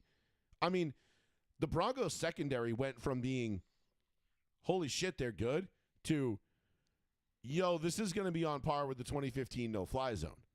Like, that's how good this team has the potential to be, because you know I like that physical. Yeah. what goes hand in hand, Sean? Covering and pass rushing. Mm-hmm. Those 2 things go hand in hand. What do the Broncos have plenty of? Pass rushers and guys that can cover. This is going to be the best defense in the league next year. And I don't think and it might not even be close. Depending on injuries and how things go, it might not even be close. If Bo Nix takes another step in the right direction, which I have no reason to believe he's not going to do that, because he's only shown me positive steps so far. Fuck yeah. And with Sean Payton in this offense building it, now they get Evan Ingram, who gives them a tight end, which they severely lacked. What pick are you? We are 20? 21. Okay. I think we're 20. Because Genty should be gone. I think we're going to end up taking... Genty's going to be a bear if he even gets to the Bears. He's going to be long gone. But we're going to end up taking either... we're going to take best available at whatever, at 20 or 21, whatever it is. Paul, tell us What, are you going wide out? No, I don't think they go wide out in the first round. No, you sure? No. Because we listen, you've got Cortland Sutton. I know. I still think there's an outside chance that we go 20. grab. You're 20. Which I still think there's an outside chance that we get Amari Cooper, Ugh. which to play on the other side of. Did you see him play in Buffalo? It was like he was stuck in mud every play. So there's Amari Cooper. There was Stephon Diggs is still out there. Stephon Diggs is still available. I said that, but I know he's a fucking head case. But at this point in his career, coming to this team, I said that to you. I'm the one that tried selling you on it. Not for me. I'm all set. I'm all set with that. Those guys are still available. Mm-hmm. I would be okay with like a veteran guy like a Tyler Lockett. Golden Tate? Obviously, Cooper Kupp went to Seattle. Golden Tate? No, not Golden Tate. I'm sorry. Tyler Lockett. Tyler Lockett. That's what I meant. I'm sorry. Golden Tate's retired. Cooper Kupp was the guy, but at the price tag Seattle paid for him, I'm all set. They paid a stupid amount of you're money. 20 and 45 51. million was fucking crazy. If they go, I do think the Broncos will go receiver in the first 3 rounds. I don't think it'll be the first. I think the first round is going to be best available, whether it's pass rusher, running back. I am going to disagree depending on how the board falls. I still think they could even go tight end if the kid from Michigan's still there. If you have Tate drop, I think is it Golden Tate? No. If Tate drops to you guys, he is a pristine route. I'm going to runner give it and about separation. a 10% chance they go wide receiver because I do think they have a lot of depth. I think their wide receiver room is better than people give them credit. But where are you going then? When you have Sutton and Mims, and then you have Valet and Tony. I think you're helping Nix though. You're just assisting Nix. No, of course you're giving him more. You're giving him more. You want to give your quarterback as many tools as you can, but you also want to. You don't need to spend that kind of capital. Sean Payton is not a first round wide receiver guy. I understand that. You know, Tony Vincent, right? That's the other wide receiver we have, the one that played at Oregon. Mm-hmm. Paul. Yep. right? Is it Tony Vincent Are you mad? that played with Bo Nix at Oregon? Yes. You sure about that? No. Yep. Are you sure? No. I'm like, yes. Troy? No, Troy Vincent was a cornerback from years ago. Wait, who? He's a young kid. He's a rookie this year. Because you got Devon Vele. See, a lot of people are marking. I'm trying to fucking. Oh, think Troy of- Franklin. God damn it, Troy Franklin. That's what. Not Vincent. Close enough. Oh, Troy Franklin. A lot of people Yeah. are picking tight end to Denver, and they're picking Colston Loveland. Here's why I don't think. So I was Sean- thrown off on that. I had no idea. Loveland's who the kid from fuck Michigan, you were right? trying to Yes, talk about. and Loveland, great receiver. Can't block. Evan cannot Can't block. and that's not a Sean Payton Nope. thing. Sean You gotta Payton's be able like to do both. Evan Although Ingram's already doing it. He did have Jimmy Graham for a while, and Jimmy Graham was like exceptional though. But Jimmy Graham was an exceptional Yeah, receiver. He was fucking So retarded. Listen, Sean Payton will put tight ends in different. Ridiculous. not Yes, he was. not literally. No, he was ridiculous. No, I'm just joking. He was retarded. No, there was amazing. there actually was. It was like was it 2013 where like there was that argument of like who's the best tight end in the league, Gronk or Graham? Yeah. Like that was, nonstop. and that was a Hey, legitimate well, argument Jimmy that Graham one year. Had that, like, Jimmy Graham had been the OG for a while, and then Gronk It was just that- came it was just up, that and it one was, year, though. Yeah, it was Ooh, that overlapping. Emeka, the wide receiver from Ohio State. I can't say his last name. Agbuka. Another phenomenal outside guy. Ohio State does turn out wide receivers, and He, I mean, wasn't he could be deadly. didn't what's his name play at Ohio State too? Michael Thomas. Wasn't he an Ohio Yes, State he was guy? an Ohio State guy. So there you go. Sean Payton loves his Ohio State But- wide receivers. Can he run a slant though? That's the thing. He reminds me of Emmanuel Sanders. Love me some me, bro. Yeah, That's he was who nice. E-square was nice. Agbuka reminds me of, and I think, man, could Bo Nix use of that? See, I think receivers a high possibility. To be honest, I think with it's you. about 10% in the first round because I feel like there's going to be better players available. Because the thing is, I feel like value at wide receiver, and this leads me into my next the next thing I wanted to talk about, which is the Cincinnati Bengals. Yeah. Receiver in the NFL, the difference between you can get value so late in the draft at wide receiver. You don't need to go Not first the round. Patriots. Yeah. You don't need to take a guy in the first round or even two. You can get guys in the third, fourth, and fifth rounds Late. that are going to come in and truly be true playmakers and difference makers. I mean, look at Puka Nacua, for Christ's sake. You know what I mean? Like Yeah, these guys, like Puka Nacua is every bit as good, and I'm not on the stat sheet, but he's every bit as good as Justin Jefferson. Like Almost, yes. when he's healthy, he's every bit as good. So why are you taking a guy like Jetta in the first round and paying him all this money versus taking a guy in the fifth round and Puka Nacua? Like 42 touchdowns in 4 years. that's which is insane. Yes. That's Randy Moss type shit. And also Viking. Helps. With And no I'm not quarterbacks. and I'm not saying Jefferson's not the best wide receiver in the league. Honestly, I think he might be. But what does that get the Vikings every year? Besides a first round exit in the playoffs. Like I mean, we talk about this all the time. Wide receiver is the most overrated position in the NFL. There is no need to spend big capital and big money on wide receivers. Which brings me to my next point. What the fuck are the Cincinnati Bengals doing? Those were two What crazy the fuck deals. are they doing? Now, listen, I know the Bengals were kind of put between a rock and a hard place when T. Higgins fired his agent and got the same agent as Jamar Chase. And Jamar Chase's agent was basically like, if you want Jamar, you got to pay T. And the Bengals were like, fuck. And the Bengals looked at their agent and they were all just they were like, You talking like you got the golden Totinsky. and Shit. apparently T. Higgins and Jamar Chase have the golden Totinskis. Wow. Because, Wow, great job. because they had to sign them both to major fucking deals. I mean, you're talking $40 million a year for Jamar Chase, Mm-hmm. $30 million a year for T. Higgins, Mm-hmm. and then what, $50 million a year for Joe Burrow? 52. $52 million a year for Joe Burrow?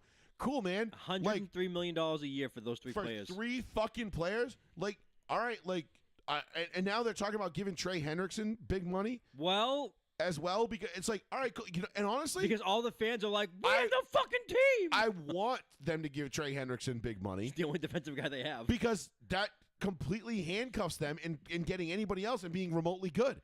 They have no they have no defensive players. Because They have none. if Jamar Chase goes out and rolls an ankle, It's over. the season's over. They have no Or defense. Burrow. And well, that goes without saying though. Any team loses their quarterback. And listen, Wow.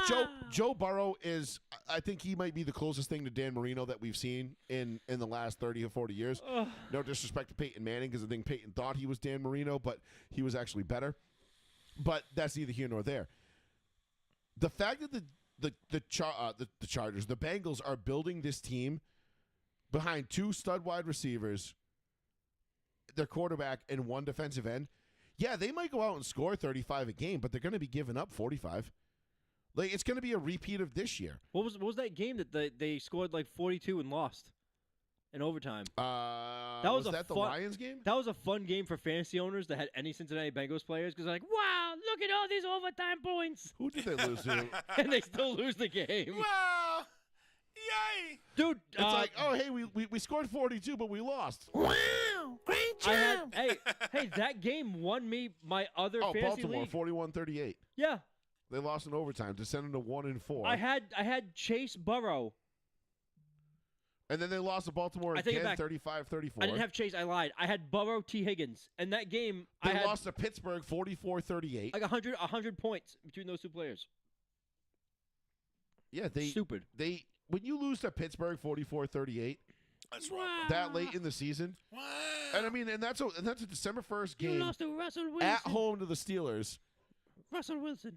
And yeah, let's see let me see what the numbers that Russ put up this game. 15 for 22. 29 of 38, I was like, holy 414 shit. yards, 3 touchdowns, and 1 pick.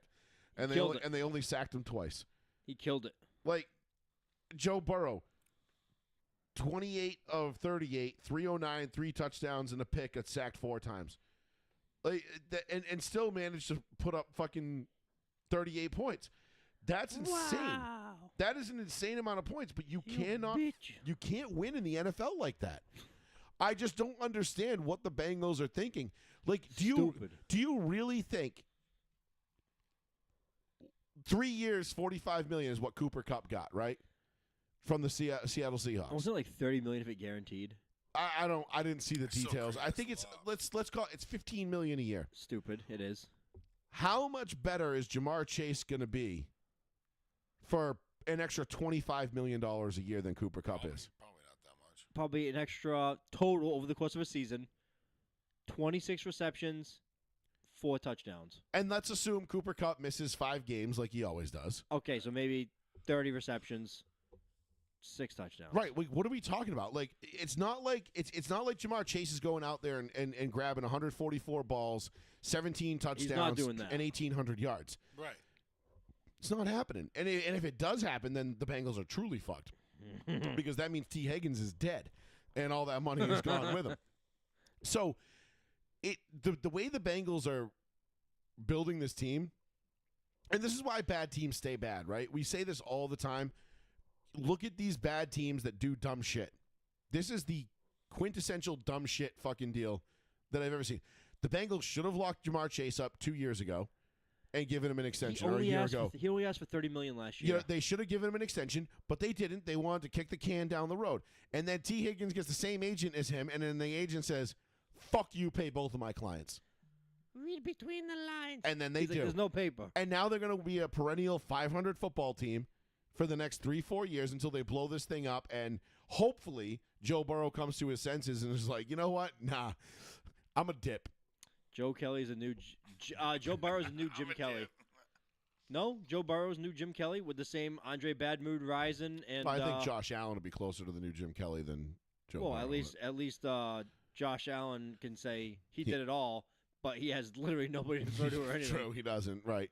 Okay, maybe you're right in that sense. I get you. Josh Allen has become the new Dan Marino. It's like, you make everything. You make defense, you make offense, you do everything. Yeah.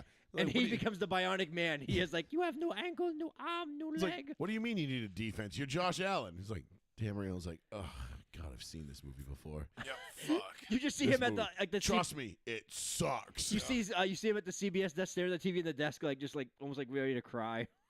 Like I just revisionist history. I can't for the life of me figure out what the fuck the Bengals are thinking. I don't know. It's I mean, I awful. know what they're thinking. They're thinking like, oh my god, if we don't keep these guys, we're fucking cooked.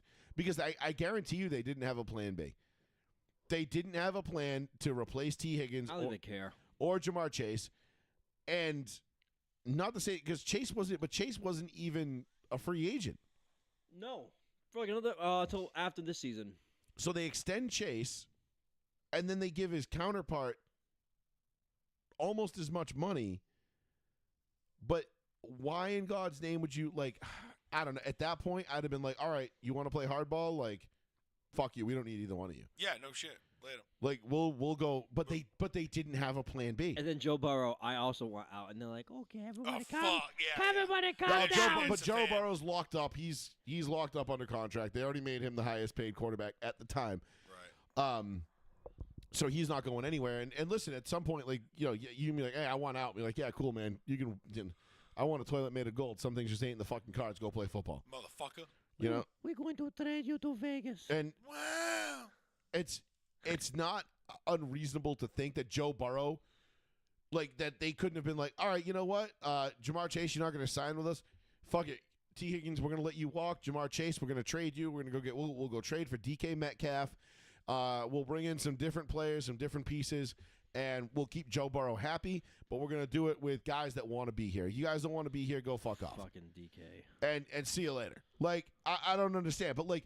Think about it. Like, wide receivers are so overpaid. And this, is again, segues into my next topic I wanted to bring up, which is Darryl Stingley Jr.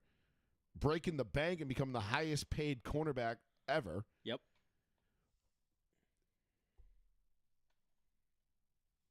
Because, How do you feel? listen, He just broke J.C. Horn's record from like a week earlier. which, again, J.C. Horn, that was the highest paid. Like, you're the defensive player of the year in Patrick Surtain. Surtain's going to pass all of them. And eventually he will, Yeah. 100%. Oh, so it depends. Gonzalez is going to be up there too. Do you remember when the Broncos locked up Surtain last year? This time last year on that like 4-year, $100 million deal or whatever. Crazy bargain. They locked him up. And I said, this team's winning a Super Bowl in the next 3 years Mm-hmm. because you can see the writing on the wall because their pieces are in place and they're inking their guys to deals that are team friendly for the long term. Yes, Pat Surtain is going to get paid. Yes, he is going to be the highest paid player corner in NFL history when he gets paid his next time. Yeah, facts. Is that going to be this year? If I'm the Broncos, no. Next year, maybe. Yeah. Because now you're coming up towards the end of the extension. You're halfway It'd be through his it. fourth year, right? Sixth, I believe, would be his next. This is going to be his fifth year. Oh, shit. Oh, all right. So was he 2020 or 2021? Damn. So he's already been it, but he already signed an extension, a 4-year extension with the Broncos. Now, the Broncos could go out and say, hey, Pat, you're the defensive player of the year. These guys are resetting the market. We're going to give you a new deal just to, show you our appreciation. But that's what bad teams do. You locked this guy up to a deal when it was advantageous for you to lock him up. People laughed at the deal at the time. They're like, why are you giving that guy, this shit team is giving this player that much money? That's so fucking stupid. And I was like, okay, when we win a Super Bowl in the next 3 years, you'll understand why. Right. And now it's looking like that is actually going to be a possibility. Now, I'm not saying the Broncos guaranteed to win a Super Bowl in the next 3 years. Now, obviously, a lot of shit has to go our way. But they've got Pat Surtain locked up. Pat Surtain, I don't think he's even top 3 highest paid corners in the league right now. He's either third or fourth. I think he's... Because J.C. Horn and Stingley now beat him. I know we just paid a couple corners. So probably not that much. But here's the thing, though. Like, and the corner market is going to start to reflect what... Because if you look at how overinflated the wide receiver market is, right? And if Pat Surtain is sitting here saying, like, okay, I'm the guy that's going to go out and shut down Jamar Chase, who makes $40 million a year to get open, and I'm going to shut him down. I'll put his ass in a box. I think I deserve similar money, right? If Brandon Ayuk can make $30 million a year, Brandon Ayuk. Not Jamar Chase, not Jefferson, you know, not DK. Surtain is 4th by .1 million because the Dolphins gave Jalen Ramsey an extra bonus for him to get to 3rd. Right. And then you're going to have guys like Sauce Gardner's going to be up in a couple of years, even though Sauce Gardner isn't, but people think he's good. I wouldn't pay him. People think he's good, but somebody will. Somebody's going to pay him, Sean. Somebody will always pay him. What do we always say? Never underestimate the stupidity of NFL GMs. Remember Nnamdi Asomugha? Everybody thought he was leaving Oakland. He was a shut-down corner, and he was this great guy. And everybody who watched Raiders games, which I watched at least 2 a year, and then some because I was in the division, I was like, he's not that good. Sauce is not that good. And people were like, what are you talking about? Tackle. Nnamdi's nasty. Nnamdi's nasty. Nnamdi's so good. He's so nasty. I'm like, no, it's just the Raiders are so bad all over the place, no one throws at him. So the guy he covers, they just don't go to because they don't have to. There's no reason to go over there. He's a capable player, but he's also the only capable player on that defense. He goes to Philly, gets completely fucking exposed. He's shit within 2 years, and everybody forgets who he is. Even though they were pounding the table for him to be Defensive Player of the Year at one point, which was completely asinine, but whatever. Delusional Raiders fans are going to do delusional Raider fan things. Yep, facts. You know, it's a fact. Who else? Shit. Sauce Gardner is a guy recently that flared up that everybody thought was going to be, that was he's so nasty, he's so nasty, he's so nasty. And after his rookie year, it's just kind of tailed off. Well, if you look at him, his numbers are just they're so padded, they're just powder puff. You know what I'm saying? No, he sucks. Yeah, He got away with a shit ton of fucking holding and pass interference calls his rookie year, and then he didn't get away with them anymore. People figured him out, and now he's just kind of an average quarter. He's like Diggs for the Cowboys. Another perfect example. I remember he was what 7. What do you got? 9 picks. 9 picks, 3 for touchdowns, defensive player of the year. He's so good. I thought he was going to be crazy good for a while. Totally fell off. I didn't. Totally fell off. Never thought. Wow, never thought he was good. That was even a when flash. even when he had all those picks. If you watch any of those games, and I remember people online saying this dude is so out of fucking position. He would no. I'm not joking. If you go back and watch any of those things, like Brian Baldwin, it's anything, like playing poker with somebody who doesn't know how to play. You always lose to him, and you're like, why? It's somebody who's just an asshole. No, Brian Baldwin would just say, I don't know if he just goes rogue or this is part of the script. He would be covering this cross route, and he'd just be like, fuck that, and just run off, leave the guy wide open in the middle of the field, and he'd go run off and happen to get to where the play is. And that's what he was doing. That's so fucking funny, though. But it worked. It worked for him that 1 year. Right. But then again, like everything else in this league, the more you put on film, the more these teams figure you out. But the margin of error is so little. For 1 year to be like, hey, I'm gonna fuck everybody. But nobody understood what he was doing because imagine everyone's. I'm gonna play like this. I'm gonna go here. But everyone's in sync. Everyone has this uniform code of following. Become ungovernable. And then you have this one random dog unleashed just running amok on the field. Yeah, I just think that's so funny because that's the idea that we all have in video games. You want to go Rambo, but it doesn't fucking work. Leroy in his case, for one fucking season, that shit worked. Yeah. And it probably got him fucking paid. No, too. it didn't. No. Well, because 1 year.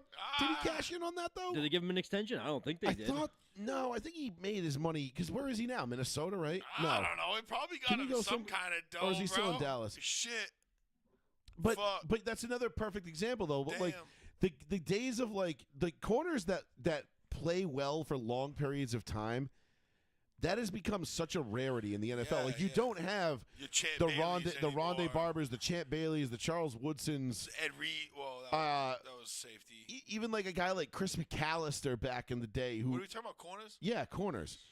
You had Chris McAllister. You had what's his name? Was it from the fucking the Titans who signed with the Ravens in 2004. He was really good. Titans? Yeah, he was pretty good for a long time. Was it not? Wow, he's barely played since that year. Dyson? No. What a piece Dyson of shit. Mason. Oh God, I can't remember what his name is at this point. I can see his face. Say it again. I was reading his stats. The corner from the Titans that signed with the Ravens back in 04. Samari Roll. Oh, Thank you. Sorry, I wasn't paying attention at all. I'm like, no, it's not Antrell. I'm like, By the way, Trayvon Diggs, when he had that year, was 2021. Yep. He played a full season in 2022, 17 games, had 3 picks, played terrible. 2023, played 2 games. They signed him before the beginning of the 2023. Yeah, he wasn't a very good corner. No. He made big plays that one year. Before that 2023 season, signed a 5-year, $90 million extension. But what played 2 games, and then this past season played 11 games, started 1, had 1 interception. But what do we always say about corners that are making big plays? Be wary of paying them. They're making big plays, yes, but there's a reason why the ball is always being thrown in their direction. Yeah, because they're fucking trash. And it's usually not because they're good. Champ Bailey in 06, you can take a couple picks of like Charles Woodson's years, mostly I think when he was in Oakland. Charles and Rod. Well, Rod was even before that, but I'm just thinking of like guys that were true shutdown corners. Revis had 1 or 2 years where he made big plays with the Jets. But and those were crazy. But it was like years were big, though. But there was like the year they threw to Champ Bailey, and they threw to like 10 times in man coverage. They threw it at him, and it was like 6 incompletions, 4 interceptions, 2 return for touchdowns. And you're like, that's insane. That was the year he won. He should have won Defensive Player of the Year, but they gave it to fucking Jason Taylor for some inexplicable reason. Because he had a crazy like bobble pick 6 or something. No, he had 13 and a half sacks, but they were just like, we're not giving it to a Bronco. Fuck you. Joey hates this, but that 1 year for Gilmore, he did not deserve defensive. He didn't deserve Defensive Player of the Year. He's another one. He had a great year. Had a great year, but he wasn't the best player. Yeah, Stephon Gilmore. The Patriots that 1 year. Was he a great corner? 19? 17? No, 2016 because we won that Super Bowl. Was it 16? Was it the Falcons year? No, it was the year. I think it was the year after. It was 17 or 18. It had to have been. So it was the year we were here. Then it was the year that we beat the Rams. Then it was 18. Then it had to be 18. It had to have been 18. Shit. But then what's another good play? Even Patrick Surtain's dad in the Miami Dolphins. He had a couple of two shutdown seasons with Miami early in the 2000s. He was fucking murdering it. Who was a couple other? I know Aaron Donald won it in 18. Maybe it was 17. No, he won it. It was 19, dude. Yeah, man, we didn't win shit in 19 either. 2019. That was Brady's last year. I was saying, I was like, wait a minute. I'm like, no, because Khalil Mack won it in 16. Return of the Mac. Oh my God. Which is just ridiculous because it. Yeah, it was 16, even though it should have been Von Miller. But whatever. All these fucking rewards are rewards. I mean, they're just it's just so silly. It's a popularity contest. It really is, and it's not even about like. Again, it's Defensive Player of the Year, which I'm shocked that Surtain got it, and the only reason he got it, and it's not because he wasn't deserving of it. He was absolutely deserving of the award. He was the best player on the best defense, arguably the best defense in the league. He made game-changing plays. He put dudes in a box. I mean, you look at the numbers of receivers that went up against Surtain last year. It was. I mean, I don't even know how I run out of accolades to describe it. Like he put him in a fucking box, bro. There was every week you would just see it, and like if you heard Surtain's name, it was because he was making some insane play because they dared to challenge him. Pat Surtain. That being said, the only reason that he got it was because T.J. Watt got hurt. Because that's the media darling that they would have loved to have given to. Nick Bosa got hurt. You know, if you play for the NFC East, if you play in the NFC East or the Pittsburgh Steelers or the San Francisco 49ers, you have a great chance of winning any of those, any of the major awards. Yeah, they love sucking their dicks. Because it just is what it is, dude. They do. Like, there's no reason why Champ Bailey didn't win Defensive Player of the Year in 2006 other than East Coast biased. They gave it to a Miami Dolphin with 13 and a half sacks. Which didn't even lead the AFC or the league that year. So what do we really give? Why are we giving it to Jason Taylor? Nobody knows. I mean, Champ Bailey literally had a pick 6 in Week 17 in a must-win game to get into the playoffs. Did his part. Broncos lost, but they got it. But Champ did his part. You know, and to quote Adam Shine, he had the Miguel Tejada, Week 7, final series of the year, lock up the MVP. Kind of game, did it and didn't do it. But anyway, I'm going off on a tangent here about dumb shit, but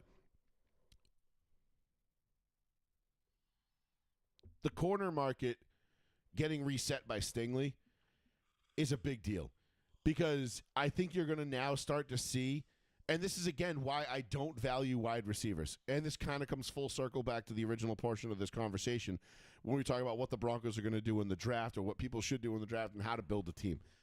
I don't believe that you should spend big money or big draft capital on wide receivers.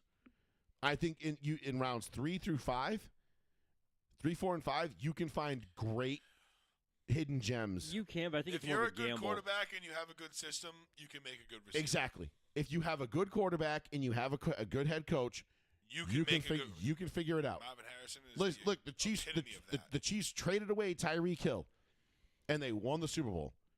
Yeah, and Tyreek Hill was renowned as and he still went to Miami and ripped it the fuck up. And it's not like he went to Miami and sucked. Right. You know, right. He was no fucking Him and slouch. Waddle were fucking killing it. Yeah. Year, bro. So what are we really talking about here? You know, like, what are we really talking about? You don't need them, bro. Receivers are a dime a dozen, and that's why, again, just catch the ball. every time I hear one of these Patriots fans talking about, like, we need a T. Higgins, we need a Jeff. No, you don't. I'm like, idiots. no, you don't, bro. Like, need you an really O-line. don't. It would be nice. You need an O-line, Why? a coach, and a quarterback. So you No, can, no, so no, so no. what? I'm just so saying so what? So it the would fans, be nice. so the fans can sit there on Sunday and be like, oh. If Drake May didn't get sacked for the 13th time today, he had T. Higgins wide open. For 65, at least that would have been a touch. Should have been a touch. Yeah, Shit. cool. Well, maybe you should have had an O-line. Yeah, right. Maybe you should have invested that $30 million We'd a still year have somewhere Andrew else. Luck right now with 2 rings. That's why when I hear people talk about, like, oh, especially Maybe not Patriot, 2, but especially maybe Patriot one. fans, We would have had 1. because Patriot fans are like just stuck on this whole wide receiver like skill position thing. Like it fucking matters. Like dog, you guys won Super Bowls with David Patton, Deion Branch, and Troy Brown. Like what makes you think? And you won no Super Bowls with Randy Moss and Wes Welker. So what makes you think you need you had the skill position guys, you didn't win anything. You had lesser skill position guys that just played a role and played their part and did what they were supposed to, and you won 3 out of 4 Super Bowls. What makes you think that you need a Justin Jefferson, a Jamar Chase, a T. Higgins, a DK Metcalf to go and win football games? I don't understand the logic. It makes no fucking sense to me. No. They're like, well, somebody's going to catch the goddamn ball. Yeah, that's fine. If you have a good quarterback, he's going to find guys that are open. Yep. I do think regardless, well, I think the coaching's going to be Pierre better this year. Garçon went to a Super Bowl. Pierre Garçon. As the number 1 wide receiver Yeah. on that team. Number 2, but he was. Still. Garcon. I mean, come on, Austin man. Collie. Peyton Manning dragged that team to 14-0 with Reggie Wayne, Pierre Garçon, Austin Collie, and Anthony Gonzalez. Yeah. With Poor fucking- Anthony Gonzalez. With Caldwell as a head coach. Like, what the fuck? Bug eyes. I may have said some Step 1, horrible stuff. wear a suit. Step 2, Coach Peyton Manning. Step 3, win Coach of the Year. Profit. Who was that dude for the Patriots with the big bug eyes? Andre Rashay Caldwell? Caldwell. Oh, Rashay. Rashay. Andre Caldwell's the Bronco. R.I.P. Yeah, Rashay Caldwell. Yeah. Yeah, Andre, his brother, was the Bronco. Oh, Yeah. no shit. 2013. He was murdered. I think he caught, 6 touchdowns for the Broncos that year? Yeah, he did pretty well. Rashay Caldwell was murdered in Florida. He was walking. Damn. He was walking. Not even anything bad. He was walking from a restaurant with his wife, and it was like a mugging gone wrong. The guy was like, "Fucking, he's like, give me all your money and shit." And he was like, "Okay, here's my stuff." And the guy was like, "Fuck you, pow," and killed him. Wow. That was it? It's fucking terrible. Give me all your money. Here's all my money. You're dead. Why did you do that? Fuck, like, what? What, man? 3 touchdowns. Bubba had 3. Damn, bro. That's crazy. I know Andre had 3 because 2 of them came against San Diego in like week 16 or 15. Yeah, it was during COVID. Yeah, I remember that. That was a sad story, dude. It's fucking terrible. That's why I always say, man, stay strapped to get clapped. I hate that we live in a world like that where people just would take a life over nothing. It's like, I gave you what you wanted. Why do you have to? Why? But that's, trust me, God, I'm not even. He was shot, and he was just basically protecting his wife, and he was like, "Hey, just take the money and go." And the guy was like, "Nah, you're dead," and killed him. Yeah, sounds reasonable. And of course, it was Florida during COVID, so the guy was like saw his face, and he was just like, "Well, I have to kill you now." It's like it's a robbery. What the fuck you mean? Yeah, Just fucking scum. Just keep guns. Buy guns and ammo. That's all I gotta say. Buy guns and ammo. Be proficient with your weapons, and make sure you know how to defend yourself in every situation. Because If you can, yeah, I mean, look, that's one of those situations where all these people that are like, what do you need guns for? If a guy wants to rob you, just give him the shit and he'll go away. Oh, he will. Yeah, ask for Shea Caldwell not about all that. the time, bro. Yeah, please. Anyway, I'm not going to go down Damn. that fucking rabbit hole. It just said you may also like Vincent Jackson's death. Why the fuck did you do that to me, Google? You may also like Vincent Jackson. Yeah, nope. Sure Thanks. don't. Thanks for sending me Vincent Jackson's death. Vincent Jackson, another fucking stud. Died in a hotel room. Unbelievable. Sad. But Yeah. 774-992-8702. We're not going to cloud the Yeah, show no, with no, morbid no. bullshit. Give us a call if you want to get your thoughts in. We're talking free agency, team building, all things kind of free agency right now. I think that's pretty much the major topics I wanted to touch on free agency wise. Yeah. We're going to get into NASCAR bets. We'll get into a little Formula One. We'll wrap up the show from there. Oh, gonna give me some bets this time. Anything you fucking guys? bastard. Anything you guys want to add? I know. Oh, so let me explain why I like Danny Dimes in Indy. No. Because Oh, okay. I haven't done that yet. But first, I need to take a piss. I was gonna say, should I go make a fucking Oh. drink right Oh, now? you gotta leave me by myself. All right, Sean, you start talking about sports yeah, and I'm gonna NASCAR. take a piss. I'm Yeah, like, yeah. well, everybody, it's time for me to talk about NASCAR. So All we got right, going so on in motorsport. Sean's random, what did he find that's funny on X this week? No, you know what I will talk about that I thought was cool? What? Remember 10 years ago, or 12, 13 years ago? Wait, I got something to talk about for real. Brian Scalabrine, remember the Scallenge? Yeah? You know what the Scallenge was? No. So Brian Scalabrine would find people online that said, yo, because he would be the worst rated player in the NBA 2K games. And then people, Scally would. yeah. Yeah. And he would find people online being like, I bet I could beat Brian Scalabrine 1-on-1. And he'd be like, all right, I'll take you up on that bet. And if you beat me, I'll give you $10,000. He would fly out to them.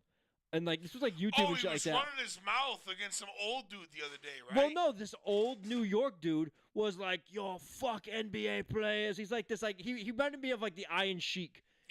He's like, I'll break your back. I fucking God rest his Something soul. George, right? God yeah, rest his soul. George. He's like a Gorgeous George or some shit. yeah, some shit like that. So Scal was like TikTok like split screened it with him, and it was like, I'll come out there. I've been retired from the Scallenge, and Scal's gained some serious weight.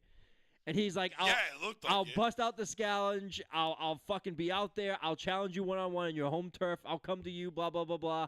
He goes out there, and he starts to play serious. And then he scores like 2-3 baskets in a row. George is upset.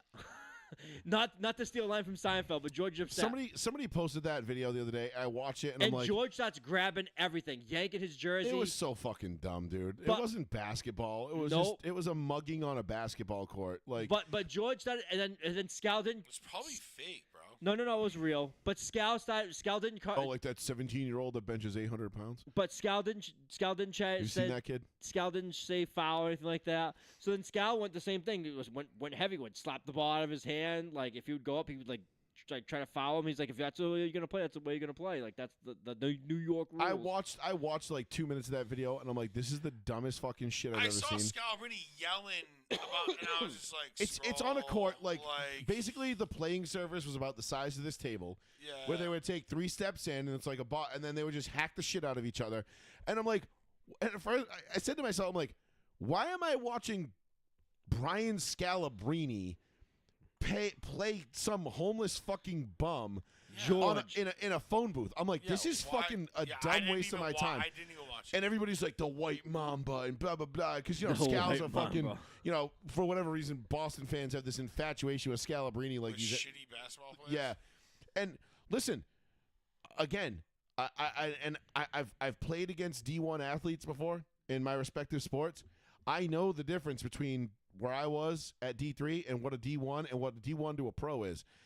It is a significant difference. If you make it That's his point. into the league, you are Fucking extremely good. It's Yes. eons, bro. Extremely It's good. That was eons. his point. Yes. His point at the end of the video, because So, at the but end, I don't need to watch Brian Scalabrine play a homeless guy in New York Yeah. to know that. Like, I already know that. but his, That video pissed me off because it got shared so many times it cluttered up my fucking feed. Oh, I saw it- I honestly saw it wanted to once. like fucking throw my phone. I don't know why it pissed me off as much as it did. I saw a little bit But of I'm like, it. and I saw, it was You saw actually it getting that me many angry. times? Yes, Wow. like 17 people fucking shared that shit. Like, I saw it one time. I was figured getting, you- saw I was it getting once. annoyed with it. I saw it once, and I figured you didn't even see it. Scalabrini start like running And the crowd's, his mouth, crowd's yelling, whooping it up. Yeah, I'm like, that's what he's doing now. He's I'm like, a doesn't he ginger. commentate like in Yeah, the he still God? does. I'm like, all Yeah. right, I scrolled. Listen, I am past all it, bro. for pros going out and just shitting on common everyday pros people. versus hoes. You know that The sit pros there. versus Joes was actually a cool concept. But like, you know what? I don't know. It's just if they did it right. it was more fun when like Eli Manning would pretend to be like a recruit and go to like a college football practice and just rip it Destroy up. everything. Yeah, like You know what I Jared mean? Goff did. Yeah, or Jared Goff, Yeah, Eli he did Manning, that, yeah. or like Kyrie used to do with Oh. Uncle Drew.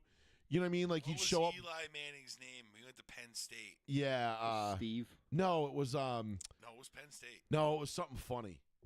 Oh, what the fuck was his name? And he ripped it But up. Jared Goff And they were looked like a young "Yo, student, who's this and Eli fucking looked kid, old bro?" though. I know. Oh, Eli looked old Yeah. in his. Chad Yeah. Powers. Chad Powers, dude. What a Yeah. stupid-ass yeah. name. That was the fucking best. I love that shit. I could watch that for fucking hours, dude. If Because you it was did, like- fun. but if you did like a bunch of athletes, like all It's like different, it's like when Jeff Gordon like went to like a Chevy dealership, like Like one of the and like took a like the guy was like, "Oh, you want to take it for a test drive?" And he hops in Yes. like a, you know, like a Yeah. brand new Camaro, and he's like, "Yeah, I'll take it for a test drive," and he's just ripping it. And Yeah, the and guy's the like, guy's "Stop, like, stop!" And he's like, "Nah, man, I'm having fun. This car's pretty nice." He's just Yeah. drifting it everywhere, like because it's Jeff Gordon. Like obviously he can Right. drive anything. He's one of the greatest race car drivers of all time. He knows how to drive a car, and he's just like tearing it up. Like that shit's funny to me. You know what I mean? Like that's funny.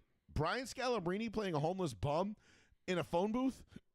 I'm surprised It's you saw not it. funny. no. It honestly pissed me off. I was mad that I wasted as much time watching it as I did because again it was so anticlimactic. Yeah, It was he like won. Of course I'm he like, did. no shit, Brian Scalabrine's going to beat this guy. First of all, he's a foot and a half taller than him, At least at minimum foot and a half, 18 inches taller. So this guy was okay. a gnome. And I'm like, I don't understand what this fucking homeless bum thinks he's doing playing against a guy that's a foot and a half taller than him. I'm like, I don't care how good you think you are. Like, you're going to drive it in. Ooh, it's going to be like me when I was in 6th grade and fucking Neil Smola's older brother's friend fucking swatted my ball as I drove in thinking I was all fucking cool. Yeah. Probably what was at the time the world's slowest crossover, you know, and I drove it in and went to lay it in with my right hand. You ate your own shit. And it was one of Neil's brother's friends, this kid Pete, and he swats the ball. And Your own shit. as he's winding up to swat my ball, he just goes, "Oh shit!" Fat Joe takes it to the hole, What the wham, and slams it. And like, I mean, literally, the thing went over the fence into the neighbor's yard. And that was actually the day Fat Joe was born as my nickname because I was the pudgy little kid. You know, me and Neil were like little fat kids back in the day. Yeah. And I didn't know that was when it was. I thought that it was was a the day- paintball thing, but No, that was it was born that day, and then it became Fat Joe, and then it was Fat Joe forever. Hence Joey Fats. Joe. Fat Joe forever. You know, but I was fat. But that was before Fat Joe the rapper was a thing. This is like '96. You know what I mean? Yeah, I'll take a little. I got a half. No. Left. So let me explain why. Do you want me to wait for you? I'm gonna wait for you to come back. Why I think so? He's gonna say no. I got 30. I got 90 seconds to kill here. Go. On a scale of 1 to 10, how excited are you for the Starship Troopers reboot? None. What? Starship Troopers reboot? Reboot. It's not a remake. It's not a sequel. It's a reboot. Like they're going back to the 57 comics in the book, and they're rebooting it. The director is somebody you like. I'll wait. Who's the director? You tell me first, and I'll tell you if I have hope.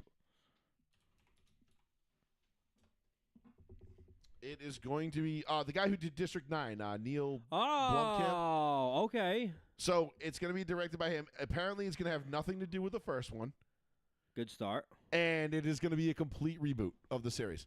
I, for one, Movie or show? am very excited. Movie. No, this is a Okay. movie. This is a Okay. full-length feature film. I personally love it because, like Travis said last night, and we talked about it on the adult table. I don't think a lot of people realized how satirical Starship Troopers was, like how it was so over the top because it was trying to be over the top. Well, And and I think people miss the point. In what way? In what way? In the way that they would broadcast the news of like everything was like impending doom type Yeah, of stuff. like it was like hyper nationalism, but the nationalism was the human race versus bugs. Yes. And it's like we're stomping on cockroaches on the sidewalk. I'm doing my part. Like Yes. Okay. Okay. you know, okay. like, okay. it was like over the top, like 1930s German propaganda style yes. shit, and it was sensationalist to the nth And it'd degree. have like the spinning in image of a bug, and it'd have like Yeah. a little Hitler mustache. Yeah, it was like Yeah. wicked, it was wicked funny. I mean, granted, Denise Richards dragged the fucking movie down pretty bad. I mean, I think that was her role. No, because we thought it maybe. Listen, all right, I'll give you that. What was the other chick's name? The one that took her for sure. Des was her name in the movie. Yeah, but I want to know like her real last name. What? No, we're talking about the Starship Troopers reboot. Oh yeah, Denise Richards was in Starship. No, Troopers. what was Dez's name? Hold on. The one- Oh, the redhead chick. She Yeah. was hot, yeah. Rico, be on ready to move out in 10 minutes. Yes, Who's sir. that with you? It's me, Sarah. Make it 20. Yeah, give you that time to fuck. Yeah. Was that Michael Ironsides? Yes, I think. Fucking Legend of the Command and Conquer series. Dude, hey, Oh yeah, he is. did I tell you? I almost bought that shirt, that RoboCop shirt I sent you guys. No. I sent you a shirt. Dina Mayer Yeah, she's the only. Never- That's the only thing never she's heard plays of ever been. in. Dizzy Flores. Look up what she's been in. I bet it's the only thing. I sent you a shirt like a week ago. I went on this like Philadelphia Eagles Sorry, like BD. fan website. They make shirts, and this guy was making like all these Eagles shirts, and I don't know. I'm just on this site, right? And it was like, say, Oh, she was in Dragonheart. The fuck is that? Get on my Oh. back, boys. We've So got to Sean get out of Connery. here. Remember Sean Connery was the voice of the Oh, dragon? Yeah, that one. Yeah. so it was like all these like joking like Eagles Johnny shirts, like, Mnemonic. Oh yeah. wow, she was in Johnny Mnemonic with Keanu Reeves. Yep, she was in Saw. You know What, the what else is first in one? Johnny Yep. Mnemonic? Keanu Reeves. A local guy. Which one? American Horror Story. She's been in that one episode of that. She's been in a lot of What the shit. fuck was I saying? Wow. Anything like really famous? No. Nothing crazy. Not that I'm seeing anyway. Okay. No. No. What Yeah. the fuck was I gonna say? I'm blanking out. I'm Words. Brain dead. No, I'm brain dead. Anyway, we were talking about. So I'm super excited for. Oh, Piranha 3D. That was there. She was in that. Oh, she was in the hit TV series Scoundrels for 3 episodes. Mm. Oh, Burn Notice. That was a TV series for a little bit. Nip Tuck. Oh, Well, these are all like 1 episode one-offs. I'm trying to think. What? Oh, she was in Saw 4. I used to like Nip Tuck. Man, that was like 20 She was in years Saw ago. 3, Saw 2. So she was in the first 4 Saws. I think she. Was she the fucking girl that helped Jigsaw? The one that plays the pig? Was she? I don't know. I didn't watch the Saw movies. I'm not a fucking weirdo. What the fuck? Those are weirdo movies? Yeah, dude. No, What the they're not. fuck? Who the fuck likes the Saw movie? The movies. First of all, they're Thriller. terrible. Saw sucks, dude. First of all, they're terrible movies. Second of all, like they're just gory to be gory. They're not even. They're scary. horror movies. There's nothing horrible about them except for the fucking movie itself. Have you ever watched the fucking clown ones? Those Oh, are just gore to be gore. With the black and white clown, the yeah, one, Art, the meme. Art, the Art the clown. Oh, Terrifier. Terrifier. No, Terrifier, no, yeah, I've never yeah, watched those. yeah. Okay. No, I that, saw the first. That is over the top gore. That's like just gore for gore. Yeah. Like if I want gore for gore, I'll watch something good like Bone Tomahawk. That's not gore for gore though. That's one very graphic gore scene. Gory movie, gory scenes. But Terrifier is worse than that. Yeah, obviously. Terrifier is again not a good movie. No, Not good not movies. in the slightest. Not scary. It's just again. No, it's not even scary. Saw sucked. I thought Saw was like the first one was cool. Saw was dick. The second one I was like, yeah, right. And then Well, after that I'm like, Nah, okay, that this shit is was dog water, bro. That shit was ass. Well, they Yeah, just they canceled Saw 11. the first one was cool because it was like, whoa, like this guy's kidnapping people and making them like disfigure themselves and fuck themselves up in an effort to survive. Like, yeah. all right, that's Wow, kind of we didn't fucking. need 13 movies of the same shit. But they were like, but we came up with 450 ways for people to get kidnapped All and right. You know killed. what happened? So we're gonna need at least 10 more movies. I would rather watch 1,000 Ways to Die, the Same TV thing. show, because that actually happened, and it's pretty much the same shit. Wait, SAR 11 was supposed to get made. I know, SAR 11. They just just 11? they just canceled it because the guy, original SAR guy, because he's still alive. Yeah. Don't ask me about it. He was going to kill. I'm not joking when I say this. The insurance provider for not giving him insurance. Do you want to play a game? No, a little too close to was real his life. name Luigi? Dude, I don't know how many times I've Hey, favored. it's me. Do you want to play a game? No, how many times I've favorited that video and gone back to it? Like, hey, Luigi, it's me, Mario, your brother. And he's walking out of the prison. The guy waited Your fucking brother. The guy waited 6 hours for that 10 seconds to just say that to Luigi. Oh, Unreal. gross. There's that chick you were talking about. Yeah, you're welcome. I said it out loud, and now it's gonna show up on your Instagram on your before Yeah, you. this is why Disney is about to lose $300 million. Go ahead. Anyway, so I'm excited for Starship Troopers. Yeah, I didn't even know about it until you just broke the news to me. I think it's gonna be fun. Reboots I don't usually know are when trash. it's coming out. I think it's like next year or something like that. But No, have they started filming? I don't know. I didn't really. If Look. they haven't started filming, it's 2027. Well, yeah, obviously, Okay. yeah. Oh yeah, it's 25, right? Yeah, 2 years. Sucks, man. We're getting old. Eh, I'm not getting younger. I'm not gonna make these movies because Right? I'm waiting. I know. It's like at some point they're gonna make a sick Godzilla movie, and I'm like, I swear to God, if I'm fucking dead for it, I will fucking kill you all. They're like, we're going to make Godzilla fight literally in space. Well, that's happened before. No, but they're gonna film it in With the space. Planet X, fuck Ghidorah and the aliens. Remember? That's Oh. when he rides on his tail and does the drop kick. It's just awesome. Anyway, all right. So Oh, let me The explain titties girl, yeah. before we get into the I already bets in know. F1. Let me explain real quick why I think Danny Dimes is a good thing for the Indianapolis Colts, Paul. and I think the Indianapolis Colts are a good thing for Danny Dimes. I'm all ears, motherfucker. Listen, we've seen flashes in the pan. We know Danny Dimes can play at least a little bit. A little bit. He needs a reclamation project. He needed a change of scenery. The Giants were not it. They were not interested in winning. They were not interested in helping him out. They were not interested in him getting better. When you see a guy go from a situation like that to a situation like this in Indianapolis where they've got a first-round draft pick already on the roster that he's competing with, I feel like this is a great opportunity for Danny Dimes to not only, because I think it's not an easy job for him to win. Fuck you.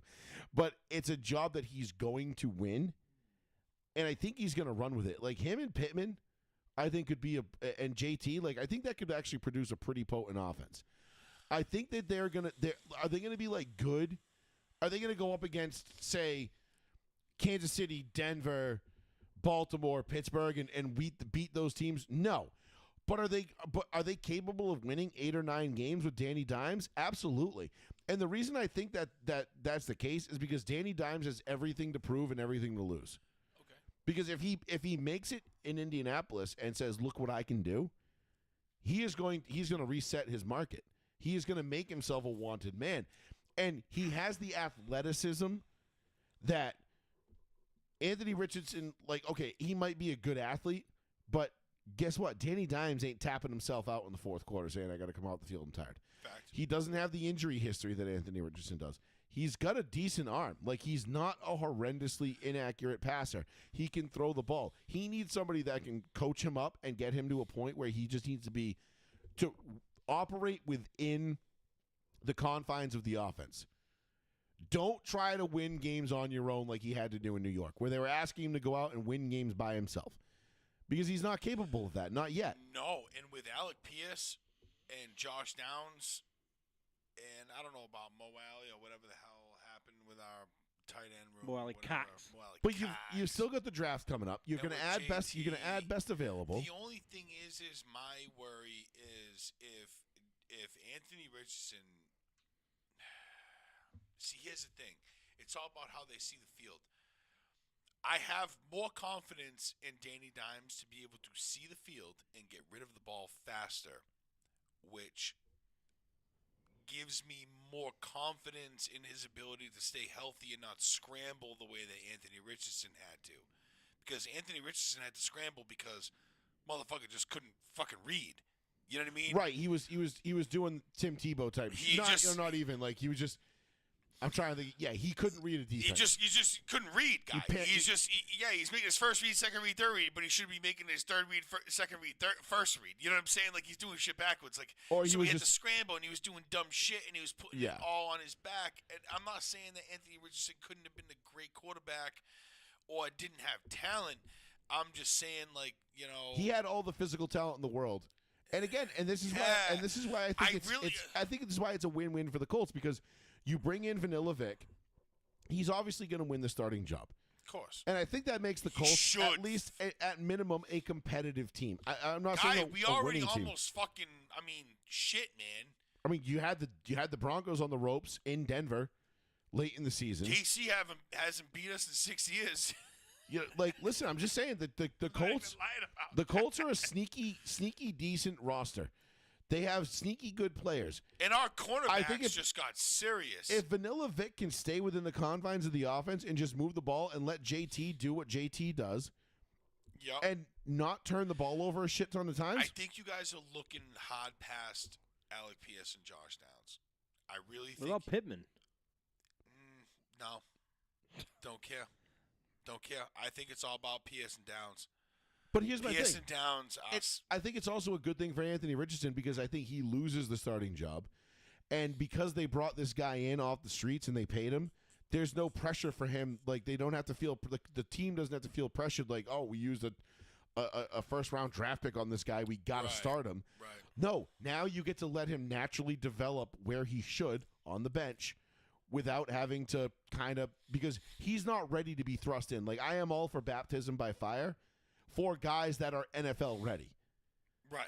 But if you're not NFL Joe ready, Burrows, you fucking right. But if you're an Anthony Richardson, Malik Jackson, the kid from Liberty University that went to Malik Willis, thank you. Well, yeah. Malik Willis. Even Michael Penix to a degree. Like, I feel like those guys developing on the bench for like a Penix a shorter period of time because I think he was kind of NFL ready, but not quite. But like Richardson, like those guys, they need time to develop and soak the game up and understand, like you said, simple shit. Like, what do I do? All right, 3rd and 3. Down distance. Where am I going with my reads? What am I doing? What's the play? You know what I mean? Like, just understanding and having those situations become second nature to you rather than having to think. Because if you think, you're dead.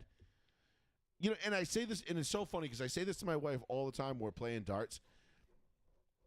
If I have to sit there and do math, if I know, like, okay, I've got 120 out, right? All right, I know what my out is.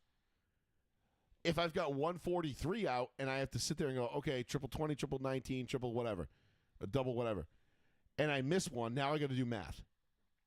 Oh, shit, okay, I didn't hit that. Now I get this. Okay, oh, I didn't hit that. Now I'm doing math. Now I'm fucked up. When I can get out on the dartboard is when I'm not thinking. When I'm throwing my most accurate darts is when I don't have to think about the math. Right. I just know where to go. Like 20, 17, 12, done. Game, like, it's over. Like, those are your best ones. So when you don't have to think, and it goes quadruple 1,000% for NFL quarterbacks. When you don't have to think, you just know where to go. That is extremely beneficial to that player. And that's what I think, you know, AR is lacking right now. Now, I'm not saying the Colts are going to be a playoff team. Nah. I think they'll be fringe. I think they'll be like, you know, not barking up the tree, but they'll be like, you know, 7-8 wins. We might fuck with the Texans a little bit. No, you'll definitely fuck somebody's day up in your division. They lost a good portion of their line. Well, Ryan Kelly's gone, but he was always fucking hurt. I was going to say he lost Fries. Fries. You lost Kelly. Yep, Fries. And you lost the other guy, too. I don't think they lost anybody that is, like, devastating to their cause. Nothing that we can't get back. Yeah, I honestly, I don't really feel like the guys they've lost have been Fries, I'm not really fucking worried about, to be honest with you. No, I'm not either. Not really worried about. I'm really not. I agree with you. No, defensive end. I'm sorry. It was Deo or the Bendingo. He was to the Bears defensive end. Can't say his Oh, last name. Adebayo. There we go. Bam. No. No. Deo. no, that's Deo Deo. Adedingbo. Whatever. I know can't it, say yeah. his name. Adebadingbo. Yeah. I just called him Adebayo, Bam because I couldn't pronounce his name either. Whatever the fuck his name. Yeah, I don't know. Yeah, but Fries and Kelly both gone. They're your guard and your center. Kelly, I don't think is a big deal. Fry is not as big a deal either. Guards are hard, not easy to come by, but they're not impossible to come by, and you can We'll figure it out, bro. I mean, you can figure it out. But I think Vanilla Vic is a good thing for the Colts. I really do. I think we'll see, man. I think it's a good reset for him. It helps the Colts in the sense where now they don't have to feel pressured to start Anthony Richardson day one. Yep. They can let the natural selection take its place. And if AR somehow develops into a guy that can beat out Danny Dimes as a starter, okay, cool. You've got somebody who's better than Danny Dimes was last year, which, for all intents and purposes, was the only thing not is the worst thing in the world. At what point I'm just trying to does offer up AR's some- trade stock just plummet? Well, you 'Cause- don't have any trade stock for him. His trade, you're not getting anything out of him. Nah. No. You might as well either try. No, him. you burn the pick on him. It either works or it didn't. I think everybody's seen what they need to see. He'll walk in free agency. You might get a compensatory pick for him someday down the road because you drafted him in the top 5 or whatever it was. But No, compensatory picks can be for third free round. agents, Yeah, and you have to be how compensatory picks were is it have to be a top end deal. You can't sign a similar deal for that free agency class. And then, if that's the case, then the highest you can get is a third round pick, which is why you've seen. Wasn't there something that protects first round picks if they leave, especially if it was a guy that had a 5th-year option? Wasn't there? Say that again. There's no protection for that. The 5th-year option thing is gone. 5th-year option's gone. That's gone. So there's only the 4-year thing. The only time you get a 5th-year option is you're in that first half of the first round. You get the 5 years now. The back end of the first round is only 4-year contracts. Right. now. That's what I meant. But Yeah. AR was in that. He was what, 5th, right? Anthony Richardson was like 11th or something like that drafted. He's still in the first he half. still gets a 5th. He still gets a 5th-year option. Yeah, he does. But I thought there was something that anyway. It doesn't matter. like a restricted free agent. Right. No, it's not like that. But I thought there was some sort of kickback for guys that were taken with a 5th-year option if they didn't re-sign or they got no, loose. No, not anymore. No. Not like that. Okay, I might have been mistaken then. It's fine. It's not a big deal. But my point is that I think for Paul and the Colts fans out there, like I don't think that. Listen, I'm not running home and being like, oh my God, thank God we got Danny Dimes. But also, I'm gonna be looking forward to training camp. And I'm looking forward to seeing what this potentially could turn into, if anything, because I feel like Danny Dimes had the potential. Maybe this is where they get it out of him. I don't know. I'm remaining hopeful that the Danny Dimes ship has not sailed. My ideal situation was that he stayed in Minnesota and ultimately rose to the level of the starter in Minnesota and beat everybody out, and then won comeback player of the year.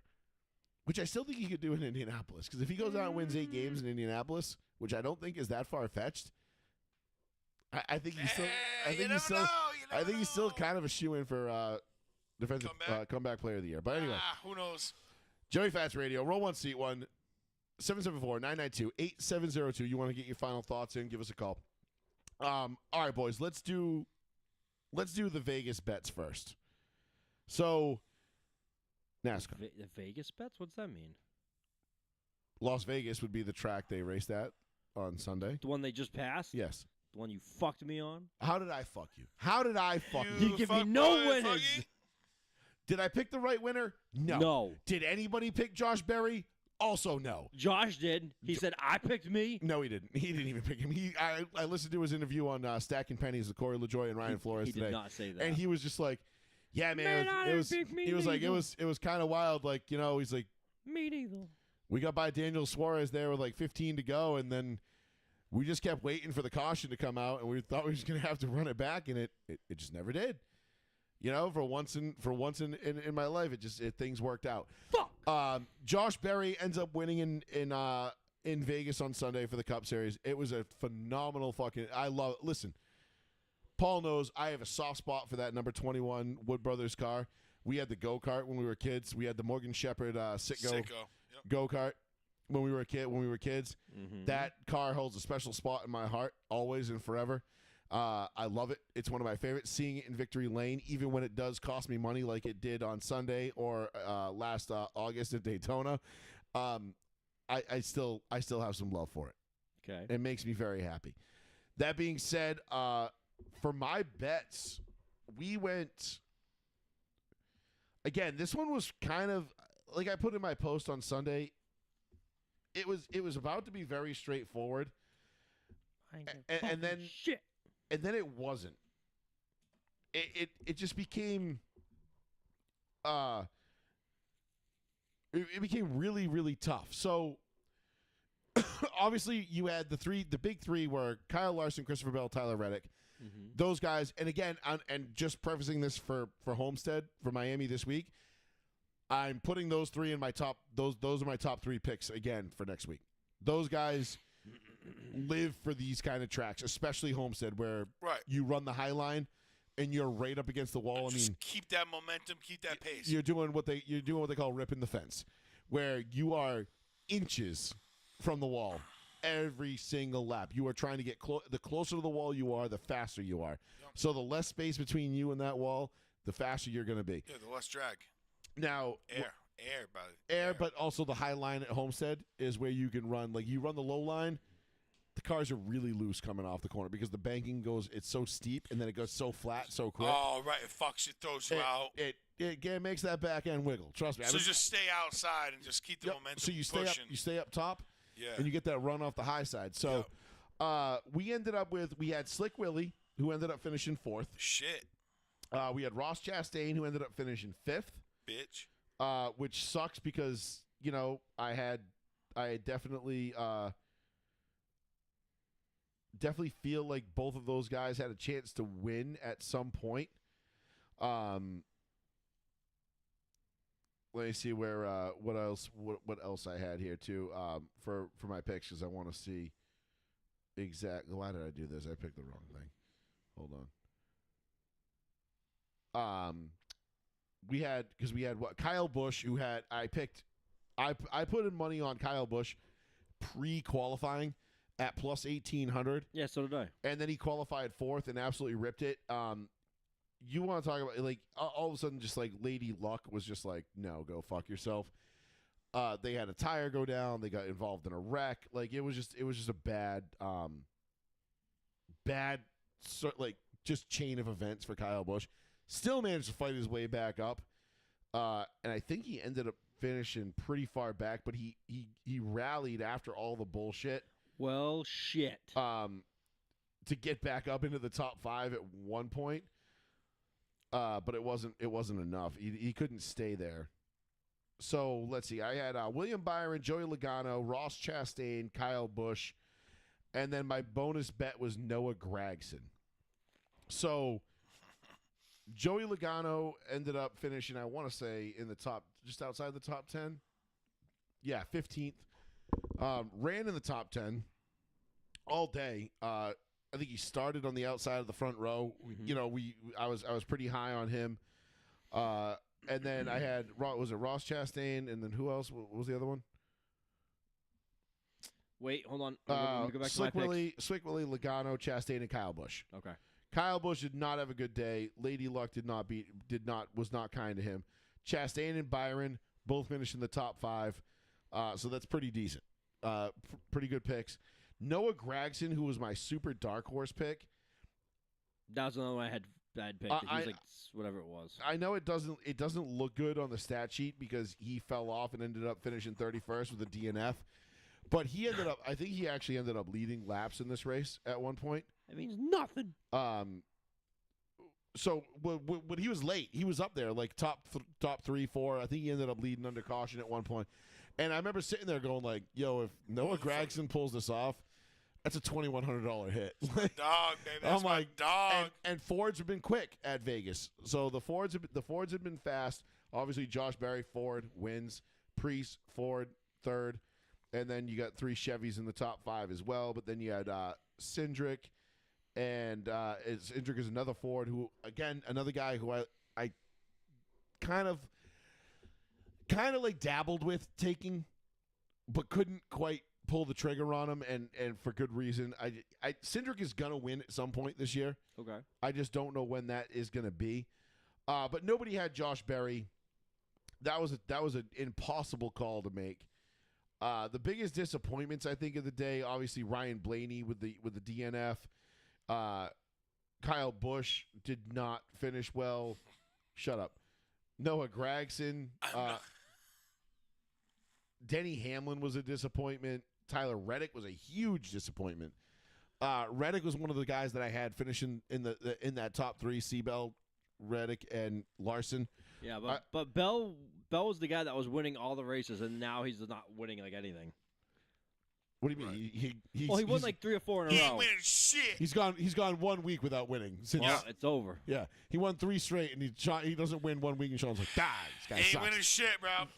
What do you think my gun to the back of the horse's head thing is? So, yeah, Bell ended up finishing. I think he finished pretty decent. Larson finished 9th, and Bell, where was Bell? 12th. Bell finished 12th. So, of the top 3 guys, and again, dog shit. I'm going with those guys again next week. Well, better bust out the phone because I feel like one of those three is going to win it. Wait, I need 4 from you. Hold on. You puto. This is my new addiction now. Listen to Joey's bullshit, and Joey's like, "Let me give you these 4 winners," and they all 4. Wow, great job. Wow. No, not fucking Mike Vrabel. So anyway, Homestead's a different. Again, these 1.5-mile tracks are a different type of animal. I do believe that one of these 3, Reddick, Larson, Bell, is the straight. is going to have. Those are going to be your 3 favorites, especially betting. Hold on, hold. Is this the Straight Talk Wireless 400 or the Chinese GP? This would be the Straight Broad Talk Wireless 400.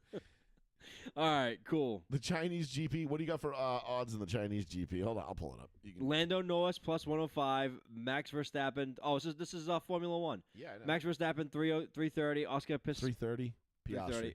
Piastri. 340. George Russell 1800. Lewis Hamilton 2200. Oh, what the fuck? That's right. FanDuel wants me to put my password in now, and I don't know what the fuck it is. I'm not doing that shit. Wow, Chase Elliott. All right, Joey. Which one of these 50,000 to 1 odds am I putting my money on? Who knows? Joey's like, there's no chance any of these 21,000 to 1 odds wins. Yeah, I was just I gotta reset saying. Those my are password. rough, bro. Those are rough odds, man. So who? Listen, 50,000 odds? No, not at this track. Talladega, Daytona, Atlanta, maybe, but yes, this track, no. What about Todd? Todd Gilliland? 39,000 to 1. No. Give me who are the top 5 odds right now? Oh, top 5 odds for the Straight Talk Wireless 400 are Kyle Larson at plus 500. Okay. Tyler Reddick plus 650. Ryan Blaney plus 700. William Byron and Chris Bell tied at plus 850. Ooh. I like Slick Willie at plus 850. That's a good one. I'll probably drop 2 units on that. Fuck off. Because Slick Willie's worth the bet every single week. Plus 850. Done. Because that's a good return. It's not the best return. Next. Blaney should have won this race last year. He gave it up to Tyler Reddick on the last lap in the last corner, inexplicably. Blaney, got it. I wouldn't take him, but okay. I'm like, all right. Well, maybe I would. Maybe I will. I don't know. No, you can't play that game now. Give me somebody who's like plus 1,000 to 1,500. Give me that range. Is Ross? Let's see. Ross. Who runs Ross. well here? Who ran well here last year? Chase Elliott. Chase Elliott is always a. Chase Elliott, Danny Chase Hamlin. Elliott is always a threat here. All right, here's the 4 you asked for. Wait, here's the 5 you asked for in that range. Chase Elliott, Danny Hamlin, Ross Chastain, Joey Logano, Kyle Busch.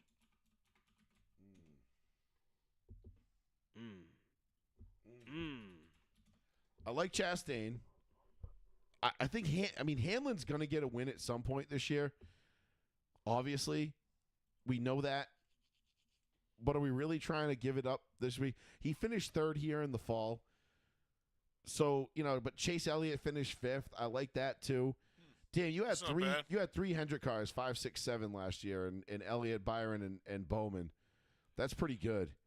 Hendrick is going to be a problem this weekend. I really feel like a Hendrick car is probably going to be the one to win it. Who the fuck is driving Hendricks? What's Carson Hocevar's What odds? the fuck did you say? Carson Hocevar.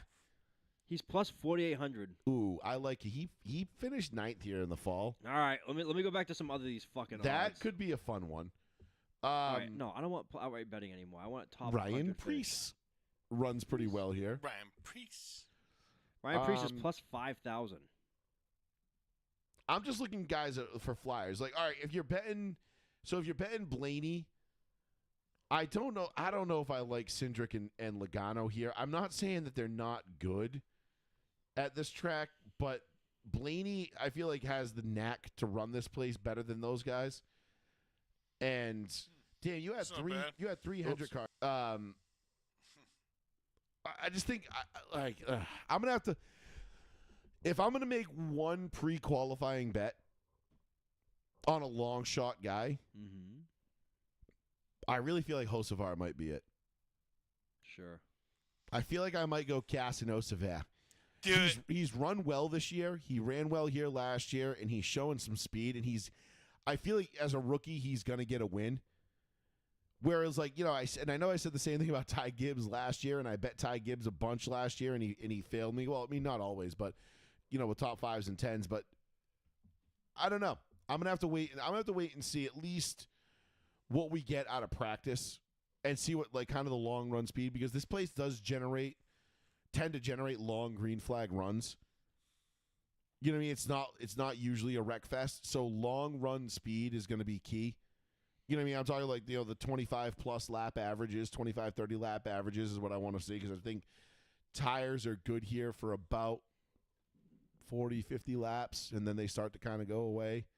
I could be wrong on that, but I want to see what, like, the plus 30, like the 30 lap averages are in practice, because that's going to give me a lot of insight. And then obviously qualifying is going to help too, because if this comes down to a green white checkered and you get a guy who qualified well and he's got a fast short, you know, guy can just bomb it in a short run. But then again, that comes down to the driver. That's what happened last year. Blaney got passed on the outside by Tyler Reddick in turn 3 and 4 because he gave up the outside. Tyler Reddick was running the outside. Blaney went low, and Tyler Reddick was like, "Oh, thank you very much. You didn't even make this hard." So, Carson Hocevar, I like. Took it. I love Slick Willie, because the 11th commandment states. Paul, what does the 11th commandment state? Yep. What does the 11th commandment state? What? What does the 11th commandment state? 10. Look at these 10 commandments. There's 10 commandments, and then we added an 11th one. Thou shalt not bet against Slick fucking Willie. Oh, okay. I was like, wait, what? Paul's just like staring at the ceiling. Like, No, I had no idea what the hell you were talking about. I'm like, if you what go back the- and watch this section right here, how long are we into this?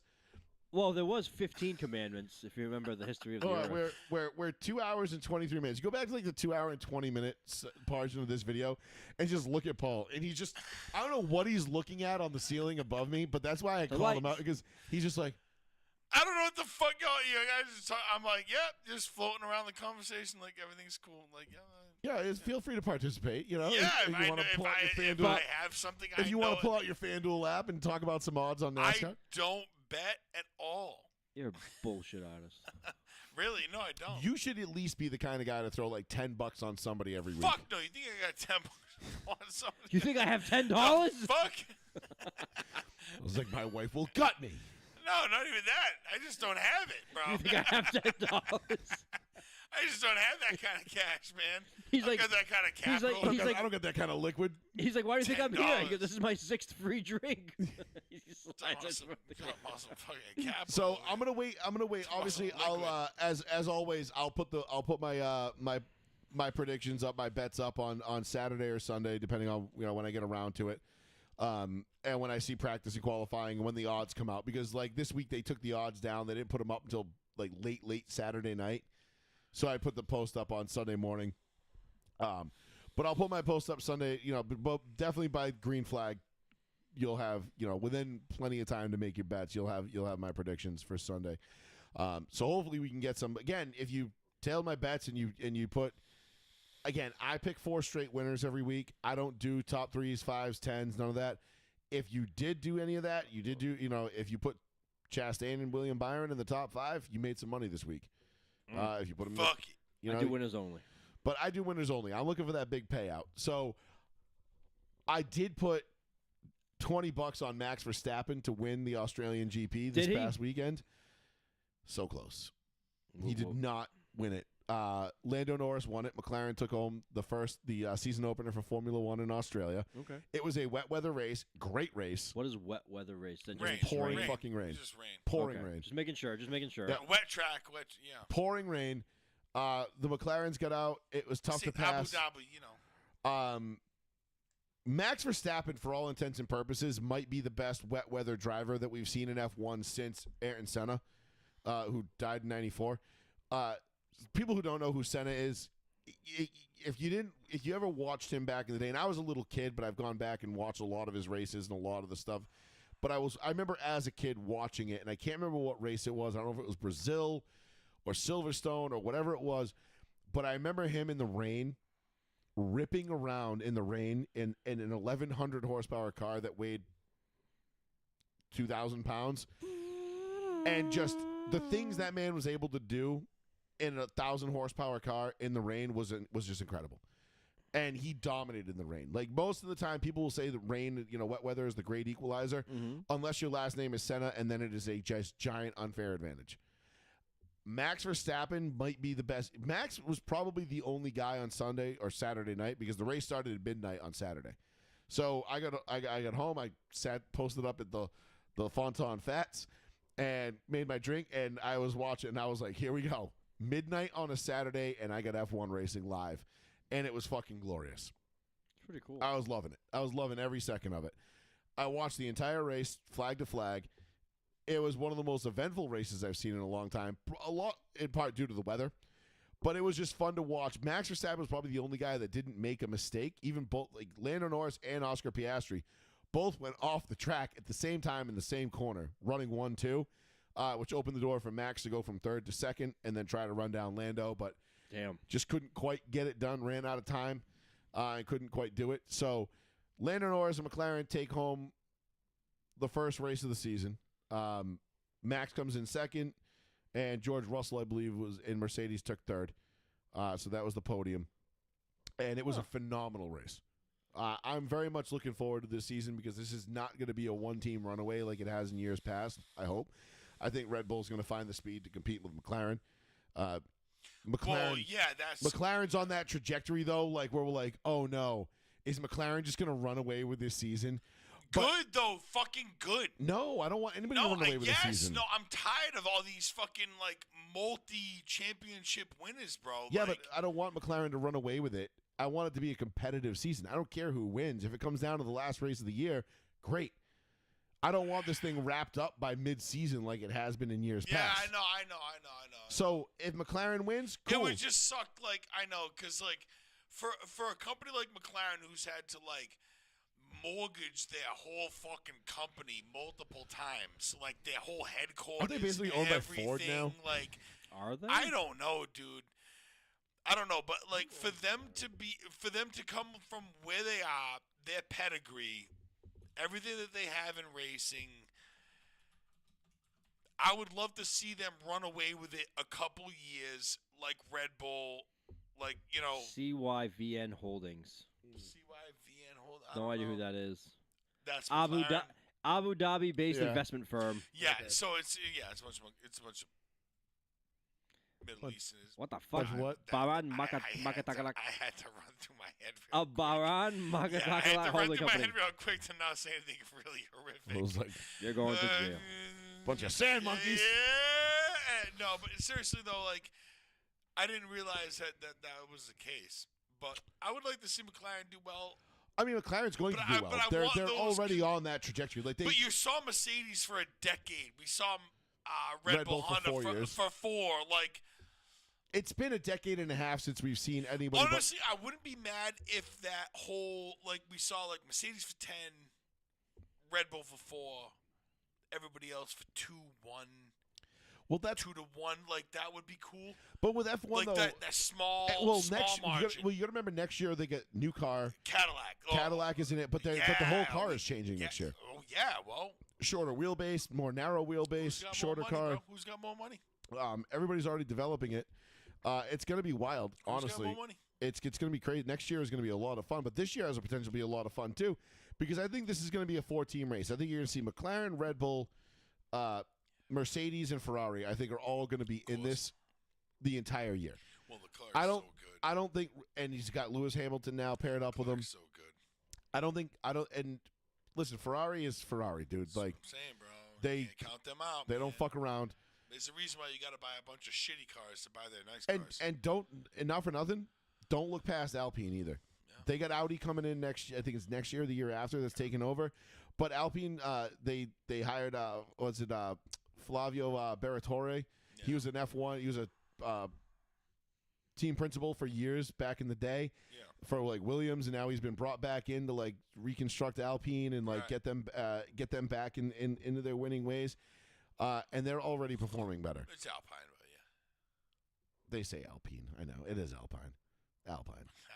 Alpine. The radio company. Yeah. It's Alpine. Alpine. They say it's Alpine. Hey, fucking Alpine. I'll kick some Yeah, it's dude, so. Yeah, I know exactly what you're talking If about. you ever watch, if like do yourself a favor, That's like somebody calling it Cadillac. yeah, Yeah. Yeah. Kiss my fucking dick. It's Cadillac. Isn't the same one Cadillac. Jaguar? ain't Alpine, it's it's like Alpine. when they call like garage a garage. It's A like it's a garage, yeah. garage, or aluminum is aluminium. Oh, pop the Aluminium. bonnet. No, I will aluminium. face Aluminium. fuck you if you tell me to pop the bonnet. But what Okay, what I about won't. Jaguar? It's never been Jaguar. It's Jaguar. Jaguar, Jaguar, baby. Don't give a yeah. fuck about Jaguars. This is the 60s anyway, so you don't have to worry about that. But no, I think with those teams like and with Red Bull, I think my only disappointment from Saturday night or Sunday morning in Australia or Sunday afternoon in Australia was Liam Lawson, the kid who replaced Checo at Red Bull. Oh, He's like 18, 19 years old. Jesus. Absolute fucking animal, dude. Kid's gonna be a fucking stud. Wicked looking forward to him kicking ass. But like for his first race to be a rain-soaked Australian GP, I was like, ooh. Like there was one kid. I can't remember his name. Isaac Hadar. Didn't even make it off the formation lap. Really? Like wrecked on the pace lap. Jesus. Yeah, it was bad out there. They were like, yo, bro, what's the fucking deal? They're like, damn, dog, like, and like it was pretty sad. Like, He's like, am I gonna get another chance? like you could tell, at like, that point? he was like crying, walking from his car back to the pit, like the whole walk back, like all the cameras. on yeah, him. no shit, bro.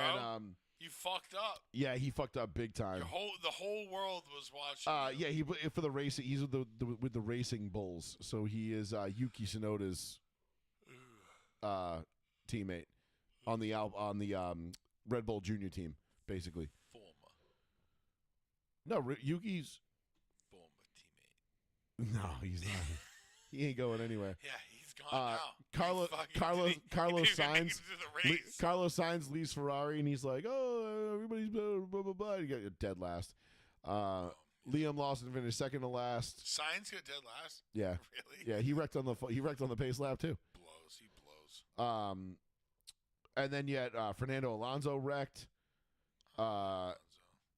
Yeah, there was some rough goes out there, but All right, well, it was a trying.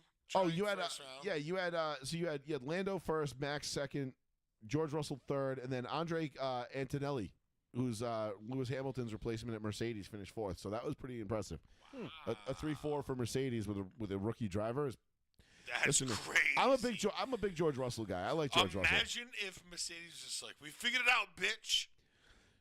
I'm not putting it past him, And dude. they were right on Look at- fucking Red Bull's asses. McLaren, They're like, McLaren. shit. It took McLaren until what Miami till so it took McLaren until isn't May. there. McLaren don't have the capital to be there yet. They just. What are you talking about? They They were getting lucky, bro.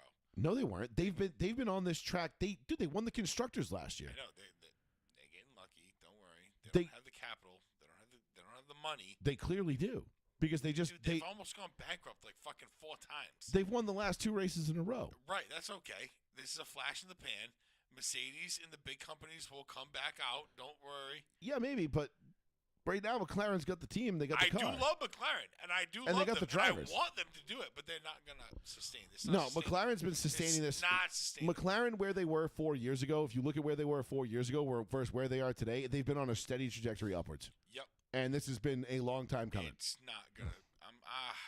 I want them to because I like it. I mean, listen, I'm nothing is forever, but with Zach Brown as the team principal, Lando and Piastri as the drivers, they've clearly figured out something with the car. Well, that's a big. Now that's next year everything resets because it's a completely different vehicle. Of course, that's what I mean. Everything resets next year. In order to stay consistent in high end in this sport, you have to have money. It's just the way it is, man. McLaren's pumping plenty of money into their team. Yeah, but they don't got right. But their cash flow it's not consistent, bro. But they're winning, and right they've now, been winning. And it's going to be short lived. I mean, maybe, but that's not going to be quantifiable because next year when the new car comes in, everything changes. So and who knows, right? Well, so this argument is a moot point. All I'm saying is for this year, McLaren is right now the favorites to win they're the favorites to win the drivers' championship, the constructors' championship, and everything else. I'm not saying that I hate McLaren and I don't like McLaren. I actually really like them, and I like a new young gun in the mix to like fuck things up and all that shit. But it sucks with Formula One as a whole. You can clearly see that it's all about when the money's there. That's who usually wins. So it only takes a couple of years for the big dogs to catch up. You might get a small company like McLaren. But we've seen Mercedes fall off. They haven't run out of money in the last couple of years. They've just fallen off. It's not that they've run out of money or they've fallen off. It's just they've struggled to catch up with the new times, the new cars, the new not really. aerodynamics. 4 years ago, it came down to the last race. Yeah, but all your engineers change. Engineers change every fucking year when it comes to race teams. So, like, you have all these race teams with engineers that just, they went from McLaren or they went from Red Bull or they went from Mercedes or wherever. Sure, guys. You see these dominant people teams. change, of course. Yeah, the money is the money's an aspect. It definitely is like a number one, maybe not number one, but it's a very dominant thing about Formula One is having the money in the backing to be able to compete. Of course, it's the most expensive sport in the world. It's ridiculous. Of course, it's retarded. I mean, it's a wine and cheese circuit, bro. It You know is what I mean? Those guys. Epitome of a wine and cheese circuit. All I'm saying is you're going to see these companies like Red Bull, like Mercedes, they're going to catch up real fast. McLaren might have a flash in the pan. I don't think with McLaren's whatever they have with their engineering, but I don't think it's going to stay. I don't think McLaren's any more of a flash in the pan than say Red Bull is. Red Bull's got so much more money. Right, but as dominant as Red Bull has been the last 4 years, I don't think that they're like. Obviously, everybody. Too far off. I think they jumped out to a big lead in the last 4 years. Of course. But now everybody else is caught up. And it's kind of crazy because, like, where was this when Mercedes was running away with it? Well, that's what provoked Red Bull to. That's what gave them the. That's when they started dumping the money. That's when they realized they needed to do more. Right. And then they caught up to Mercedes, and then Mercedes now has fallen off. I mean, Mercedes and is the now funny thing is, Red Bull, arguably. Like, I mean, you could F1 is like Red Bull's like fifth largest, or like it's like the fifth thing that they do. Yeah, they do all sorts of other shit, which is crazy. Like airplanes and dirt bikes and rally and They're like, oh, we're gonna guys do all jumping this out shit. of guys jumping from space in parachutes. We're gonna have an F1 team fund all our other shit. But my thing is like you could easily make the case right now that Mercedes is the fourth fastest team on the grid. You know, like I know they finished 3-4, but you could make the case that they're relatively equal to Ferrari, and then you could put McLaren and Red Bull ahead of them, and then that you can dice up any day. And then really. not so far behind them, like Williams is coming back, Alpine is coming back. Haas is not really going to be in the mix, I don't think. I thought isn't that Cadillac now? But the Red Bull Junior team, isn't Haas Cadillac? No, Haas is, Cadillac is Andretti.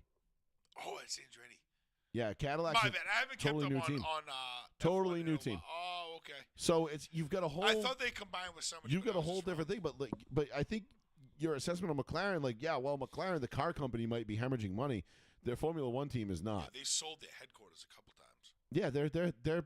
I'll tell you what, their fucking Formula One headquarters is fucking bossing, son. Oh, that's the only reason why they came out with like shit's crazy. 5, 6, and 7 series cars that they have, and they sell them off the fucking lot, dude.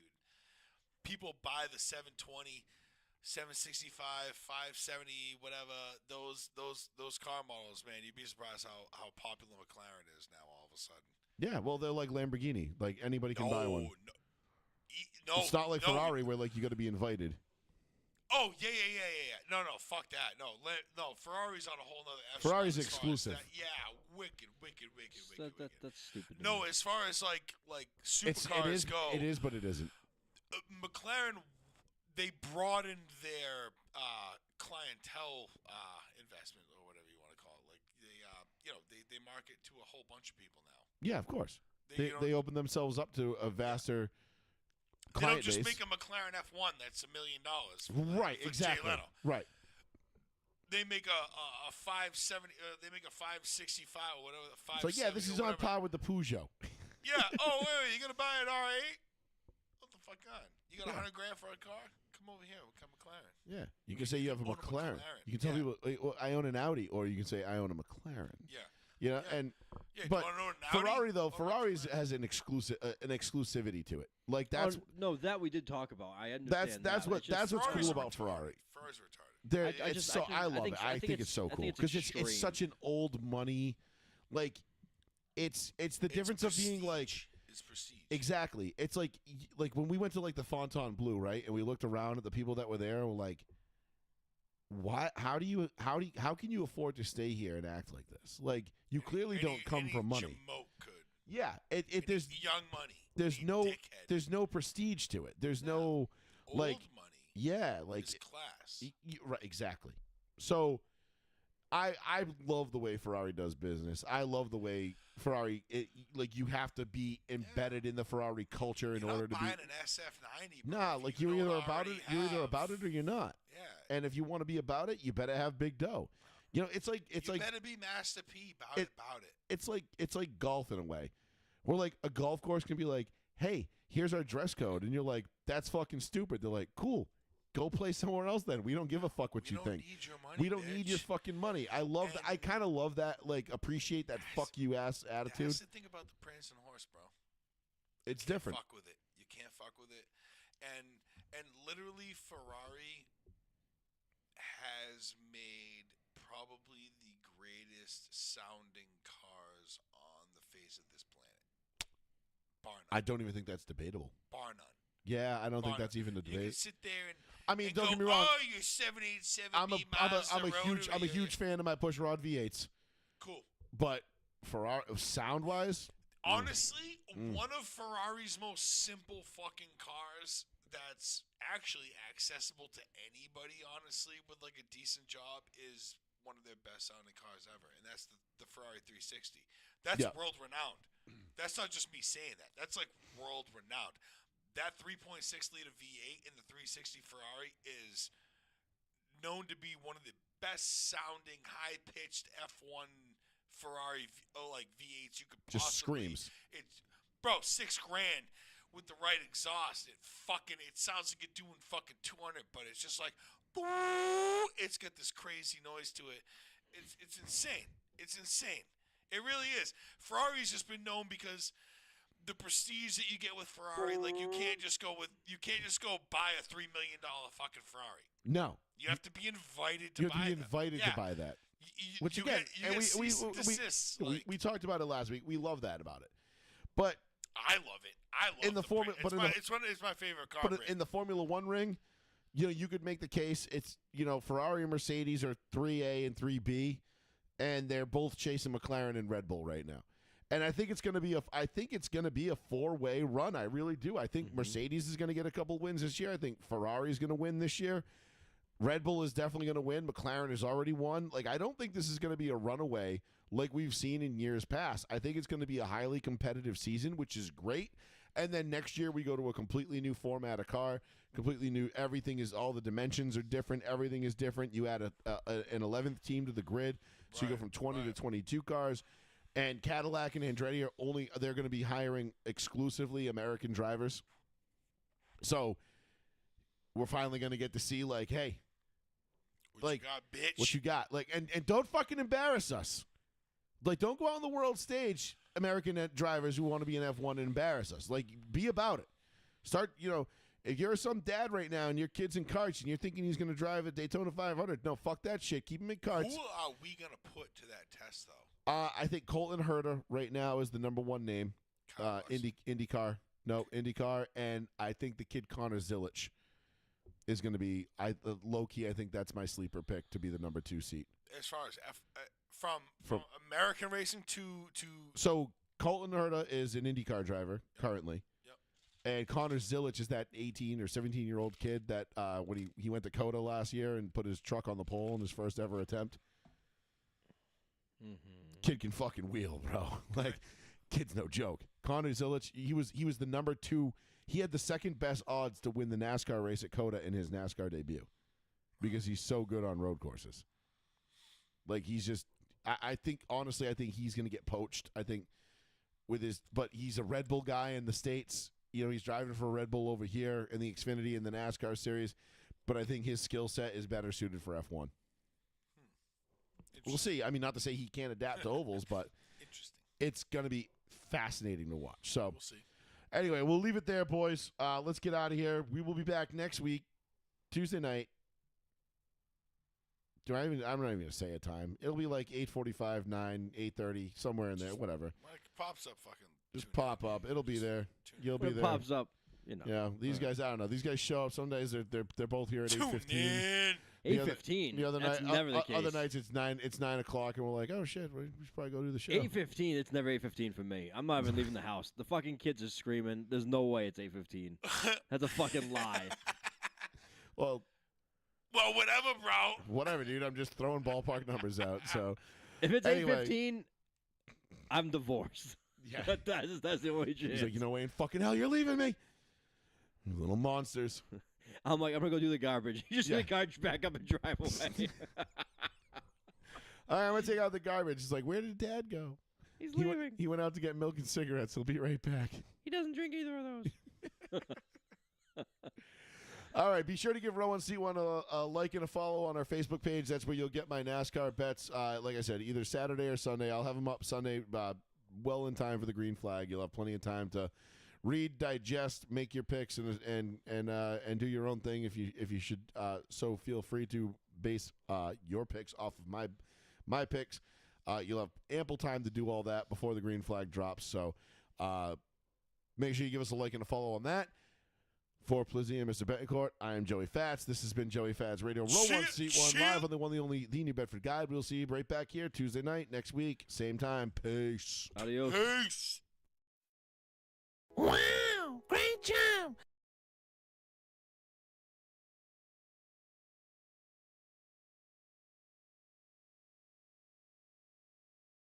Ready?